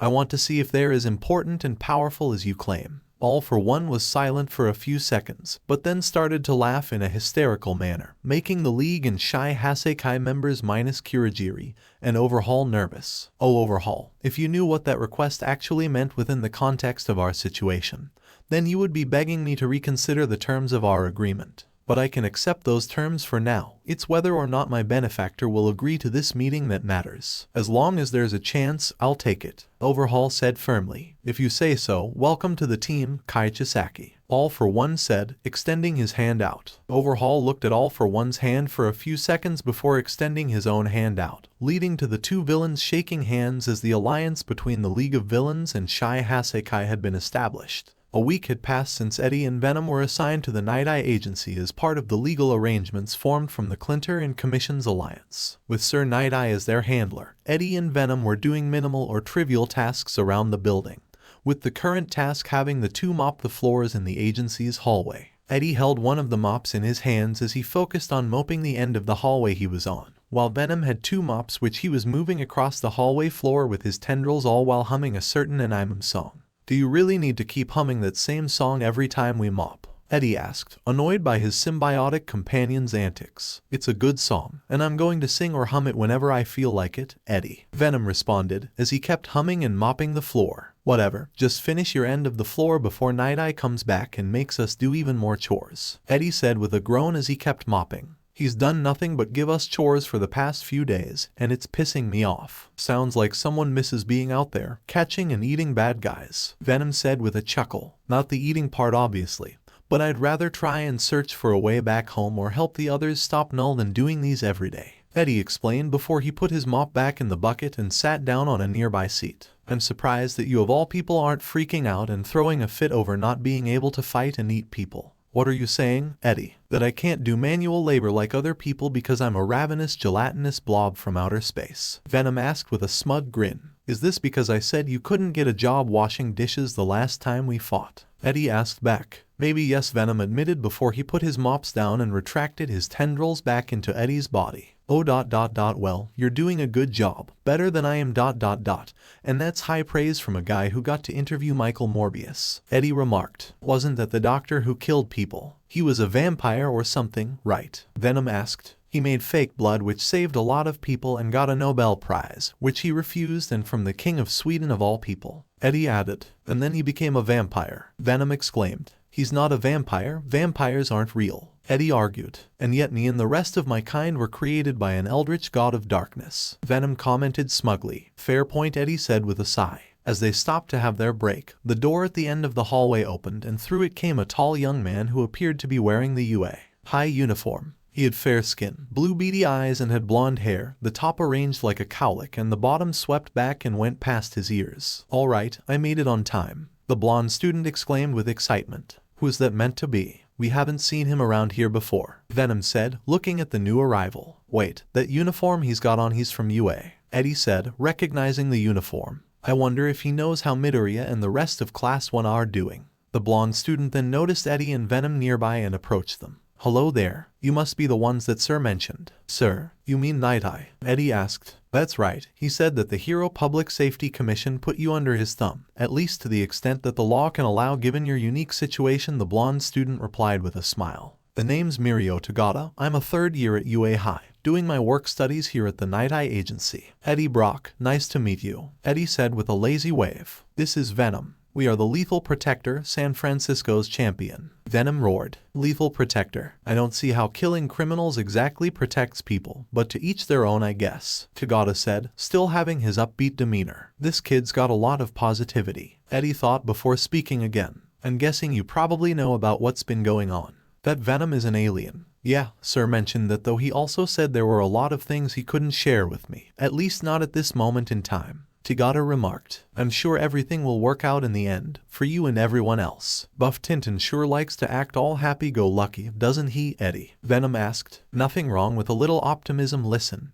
Mirio, since you're at UA, I wanted to know something. Eddie said. Sure, what did you want to know? Tagada asked back. Can you tell me anything about Class 1A and how they've been doing recently? Eddie asked. Oh, Class 1A, I just met them the other day, Tagada said as his smile got bigger. Me and my friends from the same year were asked to talk about work studies with them, given that they just got their provisional licenses, allowing them to use their quirks in public. So they did get their licenses. Good on them. Glad that camp wasn't in vain even after everything that happened, Eddie said, relieved to see that the kids had done well. We should try and get a license ourselves, Eddie. Maybe then we could fight bad guys without the police having to arrest us again, Venom said with a grin. You know why we can't, pal, so just drop it, Eddie said with a groan. You were at the training camp when it was attacked by the League of Villains, right? Tagada asked. I heard you took out some of the villains, and you even ate Muscular. Yeah, that, Eddie said, awkwardly scratching his head. Don't sweat it, I can tell you mean well, even if I don't agree with your methods, Tagada said, lightening his expression. Right, so anyway you said you met with the class, Eddie asked. Oh yeah, Aizawa wanted us to show them what it will be like doing work studies, so then I fought the entire class by myself, Tagada said with a chuckle. Wait, what? Both Eddie and Venom exclaimed. Yeah, I took on the entire class and won. But it makes sense given that I have 2 years of experience over them and have been training to master my quirk since I was little, Tagada remarked. Though one of them was able to deduce my strategy even if they didn't win against me. Midoriya, Eddie asked. So you know him too? People were gossiping about that kid, so I wanted to see how true the rumors were. And I have to say, he's got potential, especially if he uses that brain of his, Tagada said, grinning once more. There you go, Eddie, Broccoli Boy and his friends are fine, so stop being so stressed out, Venom exclaimed. Well, I'm glad to hear that they're doing okay, after everything that happened with the camp, with the villains and All Might's retirement, Eddie said solemnly as he looked at the floor. Hey, don't go and act all gloomy on me now, Tagada said, trying to raise Eddie's spirits. Even if All Might is gone, we'll still do our best to become pro-heroes and become the future protectors of this country, and beyond. How do you have so much positive and fiery spirit? A guy like you must be hella strong, Eddie said with an awkward laugh. Well, I didn't spend years of life training just to end up weak, now did I? Toga said with a chuckle. Right, I should probably get back to work before Night Eye hits me in the back of the head with a stamp again, Eddie said, getting up out of his seat and touching the spot on his head where Night Eye hit him. That thing struck like a bullet, but without any of the damage, and without your brains being blown all across the wall, Venom added. Thank you for the unnecessary addition, pal. Eddie groaned before picking up his mop. Good luck to you then, and maybe I'll see you later after I'm back from patrol, Toga said, giving Eddie a thumbs up. Yes, sure, I guess. I'm not exactly allowed to leave the building without Night Eye's say, Eddie said with a shrug. But good luck to you as well, go out and fight some crime. Toga laughed before waving goodbye to the San Franciscan to prepare for today's work studies. Eddie sighed as he continued mopping the floor while Venom formed tendrils from his host's body to pick up the other 2 mops and continued his rounds of cleaning. Sleeper, you better not forget about us, or else there'll be hell to pay. The special prison for villain criminals, more commonly known as Tartarus, named after the Greek personification of the underworld. Tartarus is where the Japanese authorities keep the most dangerous villains in captivity, ensuring that they cannot threaten the public anymore. Located 5 kilometers from mainland Japan on a man-made island, Tartarus possesses the latest in anti-quirk and quirk-proof technology where prisoners are monitored 24/7 and restrained with straitjackets and mechanical chairs. Sensors and surveillance equipment installed within the prison were designed to detect any quirk activity inside and outside Tartarus, which ensures that security can defuse situations or prison break attempts before they can threaten the integrity of the prison compound.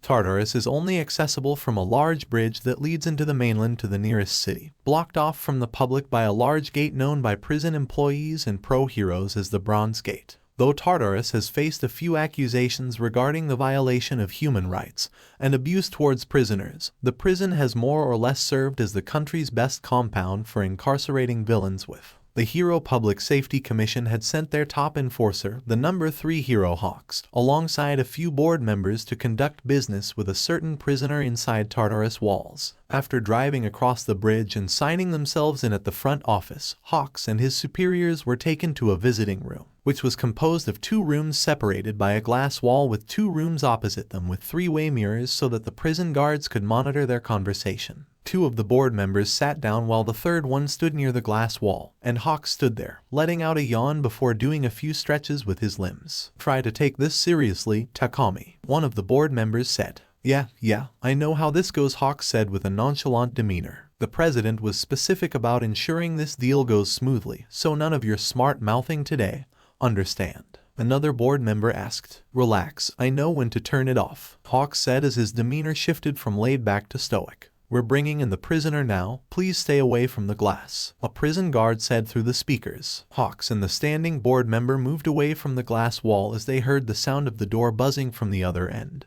Then soon enough saw as it opened from the inside. 2 prison guards came through the door, wheeling in a high-tech wheelchair where one of Tartarus' prisoners was currently strapped down to. They were a woman with fair skin, purple eyes and dark blue hair with several scattered pink streaks, with 2 strands that reached down to her shoulders, and wore an orange prison jumpsuit with the numbers 656,698 sewn into a white patch on her left pectoral region. The guards placed the woman in front of the glass and clamped the chair down on the floor to ensure she could not move before they left the room and locked the door behind them. The room is yours, gentlemen, one of the guards said via the communication system. The female prisoner, who was originally looking at the floor, looked up with a blank and cold stare, making some of the board members nervous, though Hawks simply stared back quietly. The stand board member then started to speak. I'm sure you realize by now that this is not just some trivial visit, so I think we can skip the part where I ask you how you're holding up. You clearly aren't happy to see us, Tsutsumi, so I won't waste time making idle chit-chat. The female prisoner, identified as Tsutsumi, let out a sigh before she began to speak. The world must be up in arms or on the brink of extinction if you're desperate enough to turn to me, she said with a sour tone. What's the matter, gentlemen? You can't have your little bird take care of the problem instead. Nice to see you too, Lady Nagant. Seems that prison has done nothing to brighten up your sour demeanor, Hawks said with a dry and sarcastic tone. Takagi, the standing board member said sternly, silencing Hawks for now. The president, along with the board, has agreed to offer you a plea deal, a way out of Tartarus if you're interested in hearing us out. Do you really expect me to be roped into whatever corrupt and twisted plan you've been cooking up? That I would help you preserve the status quo again? Made to kill men and women I once considered my allies, my comrades? Tsutsumi asked in a cynical tone. We're no longer concerned with some upstart heroes, Tsutsumi. Right now we have much greater problems on the horizon. The board member replied. We have a new enemy now, one that if our new allies are correct, threaten our very world, and we'll need all of the help we can get, even if we have to resort to less than stellar methods. One of the board members that was sitting down soon stood up and opened up a laptop, bringing up various bits of footage and data before showing it to Tsutsumi, specifically surveillance footage of Venom, Sleeper and Carnage in action. These are what we have come to know as symbiotes, parasymbiotic life forms from the planet Clinter that bond to other organisms for survival, augmenting them in order to adapt and evolve. You've got to be kidding me. You really expect me to believe there are aliens out there right now, bonded to people like some freaky body snatcher? Tsutsumi asked, fighting the urge to laugh. It doesn't really matter what you or I believe, Tsutsumi. What matters is what's about to happen. All for One has escaped All Might's grasp, leading to our number one hero losing his power and title, and we have come to believe that this is connected to a much larger threat. Some ancient being that created the symbiotes in the first place who was imprisoned far away in space, and that it's imperative that this being, the one they call Null, stays in his cage. The board member explained. And what exactly do you expect me to do? Shoot this Null before he breaks free? Tsutsumi asked with a snarky grin. No, but we would very much like you to shoot anyone who could possibly free Null and bring about the end of the world. The board member replied. The choice is yours, Tsutsumi, but if you agree to this, then maybe we can discuss the possibility of maybe getting you out of this prison. This is a once-in-a-lifetime opportunity, Nagant. I suggest you take it. Hawks added before putting his hands in his pockets. Tsutsumi at first thought that this was a trick, an attempt to manipulate her into doing what she used to do, to be an assassin that killed whoever the commission paid her to kill. Though she did also consider the idea that this might be real, and if the planet itself was in trouble, then where would she live? Tsutsumi let out a sigh before looking at the board members and Hawks. I'm listening. Norse Folk Museum, or simply known by foreigners as the Norwegian Museum of Cultural History, located in Oslo, Norway and established in 1894 by historian Hans Ull. The museum possesses a large collection of historical records and artifacts linked to their Norse heritage and is part of an open-air museum composed of 150 buildings from old towns and districts. It's usually open at 10 in the morning, but right now it was nightfall, and inside of the museum were 3 mercenaries that carefully searched for their target. That's the front guards taken care of, Volcano said, looking at the now melted and charred remains of the security guards near the front door before speaking through his earpiece. If you run into any guards, either take them out or avoid getting caught. You got it, Volcano? Dusty Ash said, who was infiltrating from the backside of the museum. Gotcha, boss, Gust Boy said, slipping past a few guards as he began his search within a room displaying Viking boats and weapons. Wow, there's a lot of Viking stuff here. Or should I be calling them Normans or Norse? Volcano. Call it whatever you like. Just focus on looking for any clues to find that damn cult. Dusty Ash, what do you see on your end? Volcano asked as he entered one of the rooms of the museum. Just snuck in not too long ago. I'm in the art room and could probably find something about the cult. Dusty Ash responded before hearing some footsteps followed by a yawn and saw the shine of a flashlight around a corner. She then lowered her voice as she spoke into the earpiece, slowly backing away in the opposite direction. Hold on, found some company. Volcano sighed as he began looking at several statues within the room he was in, looking carefully at each of them while trying to remain hidden. Volcano was a large man, and so stealth wasn't usually his best strategy, as Dusty Ash was the stealth expert of their group. However, this job needed their full attention, and so Volcano had to risk it, even if it meant killing a few guards and law enforcement. Plenty of statues and artwork around, but I don't see anything with a black sun. What about you two? Volcano asked. Black sun, black sun, black sun ... Nope, not in this area. Gust Boy replied as he snuck into the room opposite the one he was currently in. Still searching for the black sun as well, Dusty Ash said as she continued to look at each art piece where she snuck in. So, say we find this temple or whatever, get the manuscript and find this slumbering beast as All for One called it. Then what? Are we just going to pretend like this doesn't sound like the build-up to a betrayal? Gust Boy asked as he kept searching. He'll honor his side of the deal if he values his integrity. Most villains who had allegedly helped him in the past were compensated fairly. Volcano replied, before he left the current room he was in and then approached a few glass boxes containing maps. And alongside his connection with Jiren, he said that we can name the price once we are finished. So I would say that he's trustworthy, Dusty Ash added before spotting something within one of the paintings near the exit of the room. She waited and looked around to see if there were any guards patrolling in the room she was in. Determining that the coast was clear, Dusty Ash quickly tiptoed her way closer to inspect the painting. She then smiled as the painting contained the sigil that they were looking for, and analyzing the plates that explained the painting, saw that there were numbers that she figured were the latitude and longitude coordinates. Well, boys. Seems like I found a clue, the villainess whispered into her earpiece. What did you find, Dusty Ash? Volcano asked. I've got some coordinates on one of the paintings. They're under a black sun, Dusty Ash replied. Well, then snatch the painting and let's get out of here, Gust Boy said with a sigh. We don't need the painting, just the coordinates. Take a photo and let's bounce, Volcano ordered. Why not? That painting could be worth a shit ton of cash, Gust Boy argued. Think, you duck-billed moron. If the painting with the black sun disappears, then not only will we have Norwegian police up our asses, but the pros as well. Besides, we're going to get triple the amount of money for this job alone, Volcano explained. I'm making my way back outside, Dusty Ash said after taking out her phone and taking the picture of the painting, and was able to sneak away undetected. Volcano and Gust Boy meanwhile did their best to try and escape using their own routes. Gust Boy was fortunately able to move nimbly enough out of the museum, using his quirk to propel himself out of the open window he came through. Volcano moved as quietly as possible.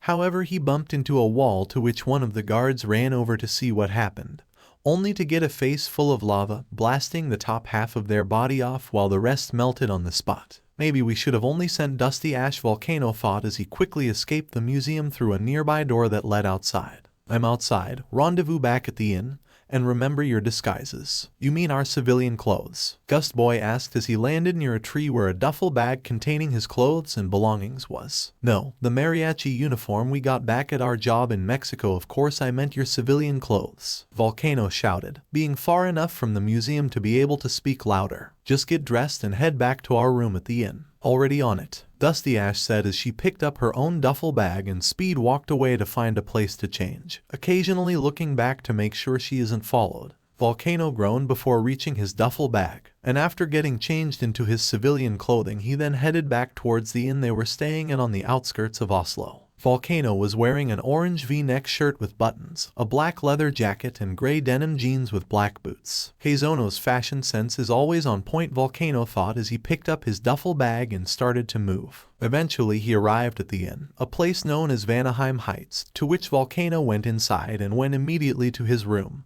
knocking on it 6 times with a specific rhythm. After a few seconds, the door swung open with Dusty Ash standing behind it. She wore a black and gray plaid pinafore dress with a white long-sleeved shirt underneath, black knee-high boots, and fake thin square glasses. On top of that, she changed the way her hair looked by tying it into a large bun, with one strand of hair running down the left side of her head. Hey boss, she said with a smirk. First one here as usual I see, Volcano said as he entered the room. Yep, you know it, Dusty Ash remarked before closing the door and plopped herself on the bed closest to the door, adjusting herself to face Volcano. Anyway, I also put in the coordinates and know where our next destination is, but I suppose we should wait for Gust Boy to arrive. Yeah, that moron shouldn't be too far along, Volcano said as he sat down on a nearby bed. Nice job, Heizono. Thanks, Iwata, Dusty Ash said as she rested her head on her hand and rubbed her other index finger back and forth on her leg. You know, I'm always surprised that you don't get caught during these missions. You're the least inconspicuous one out of the 3 of us. All of these guards must be that oblivious, I guess. Hey, I got out of there without sounding the alarm, didn't I? And I only melted 3 guards this time, Volcano argued. True, but look, I'm just saying, it's not usually your strong suit, Dusty Ash stated, giving a nod. Well, you're dressing a lot more modestly than you usually do, Volcano commented. It's definitely a lot more simple than my usual wardrobe, but it's comfy and doesn't draw unwanted attention, Dusty Ash said before her smile widened and talked in a more flirtatious tone while slowly pulling up one side of her dress. Do you prefer if I wear the more revealing and skimpy outfits, Iwata? That's not what I was, Volcano tried to argue, only for his face to turn a light red. You really are a tease. You could have any guy or girl with those looks. Dusty Ash then stopped lifting her dress before blowing a small kiss towards Volcano, causing the larger man to blush even more. Soon they heard 6 knocks on the door with the same rhythm as before, to which Volcano opened the door, seeing that Gust Boy had arrived. Gust Boy was wearing a navy blue hoodie, light blue jeans and his green and white sneakers. Were you followed or discovered? Volcano asked. No one saw me, boss. I got out of there scot-free. Gust Boy replied as he sat down on the sofa in their room. So, what now? Those coordinates tell us where the temple is. Possibly. The coordinates seem to lead us to Finland. Dusty Ash replied as she sat up on the bed and crossed her legs. We have to go to another country. I thought Norway was where the temple would be. Gust Boy said with an annoyed groan. All Nordic countries are valid locations for the temple, Kazutani, so until we find it, no slacking off. Volcano said, crossing his arms. I'll radio our ride in the morning. Oh, can we try out that bistro near the inn? I've always wanted to try their lapskaus stew. Gust Boy said excitedly. This is a mission, not a vacation. Volcano said with a huff. Oh wait, I want to try their Vafler waffles though. Dusty Ash pleaded. Waffles in the evening. You're mad, Heizono. Gust Boy said with a chuckle. Waffles can be a dessert too, Kazutani. Dusty Ash argued. Come on, boss. You could try out their smalahove. Gust Boy pleaded. Sheep's head with vegetables and potatoes. It's not as popular as it used to be. Volcano said before letting out a sigh. Fine, but don't overdo it, and for God's sake, no drinking. What? Why? Both Gust Boy and Dusty Ash whined. You know what happened last time, that job in Berlin. Volcano reminded the two. It was Oktoberfest. Gust Boy tried to justify. You two nearly blew up the Brandenburg Gate. Volcano yelled. Oh, but Iwata, Dusty Ash said in a sultry tone before approaching him and pressed her breasts against his body. Surely, you can give us another chance ... just this once. Both Volcano and Gust Boy began to violently blush, Volcano especially, who could feel Dusty Ash's assets against his chest. Heizono, Volcano said in annoyance, trying to fight her charms. Fine, you can drink, but I'm setting a limit. Sounds like a deal. Dusty Ash said before giving Volcano an actual kiss on his cheek, making the orange-haired villain's heart rate skyrocket. His face glow a powerful red and steam rushed out of his head like a volcanic eruption. Oh ugh, Gust Boy exclaimed with an envious glare. Something wrong, Gust Boy? Dusty Ash asked as she turned her head to face him. You know you can use those fans of yours to blow up my dress if you want. What? Gust Boy yelled, as his face turned red as well as his hands slowly turned to create a slight brush of air, then quickly closed his mouth for being too loud. Dusty Ash simply giggled before getting off of Volcano. Anyway, I'm gonna put on some makeup before we head out for dinner. See you boys in a few, she said before entering the bathroom and closed the door behind her. Volcano and Gust Boy were silent for a couple of minutes before they shook their heads and looked at each other. Let's just go and get some dinner, Volcano said awkwardly. Yeah, Gust Boy said in agreement, standing up and going outside. Volcano remained with his thoughts, thinking back to All for One's words and the nature of their mission. Let's hope that whatever we discover doesn't backfire on us. So alright folks, that's all for today. Stay tuned for part 6. Do subscribe, like and share for more such videos. Also check out the story and author's Ultimate Demon Beast 65 and Somebody on FANFICTIONnet. Press the bell icon to be notified first on release. See you in the next video. Till then, goodbye.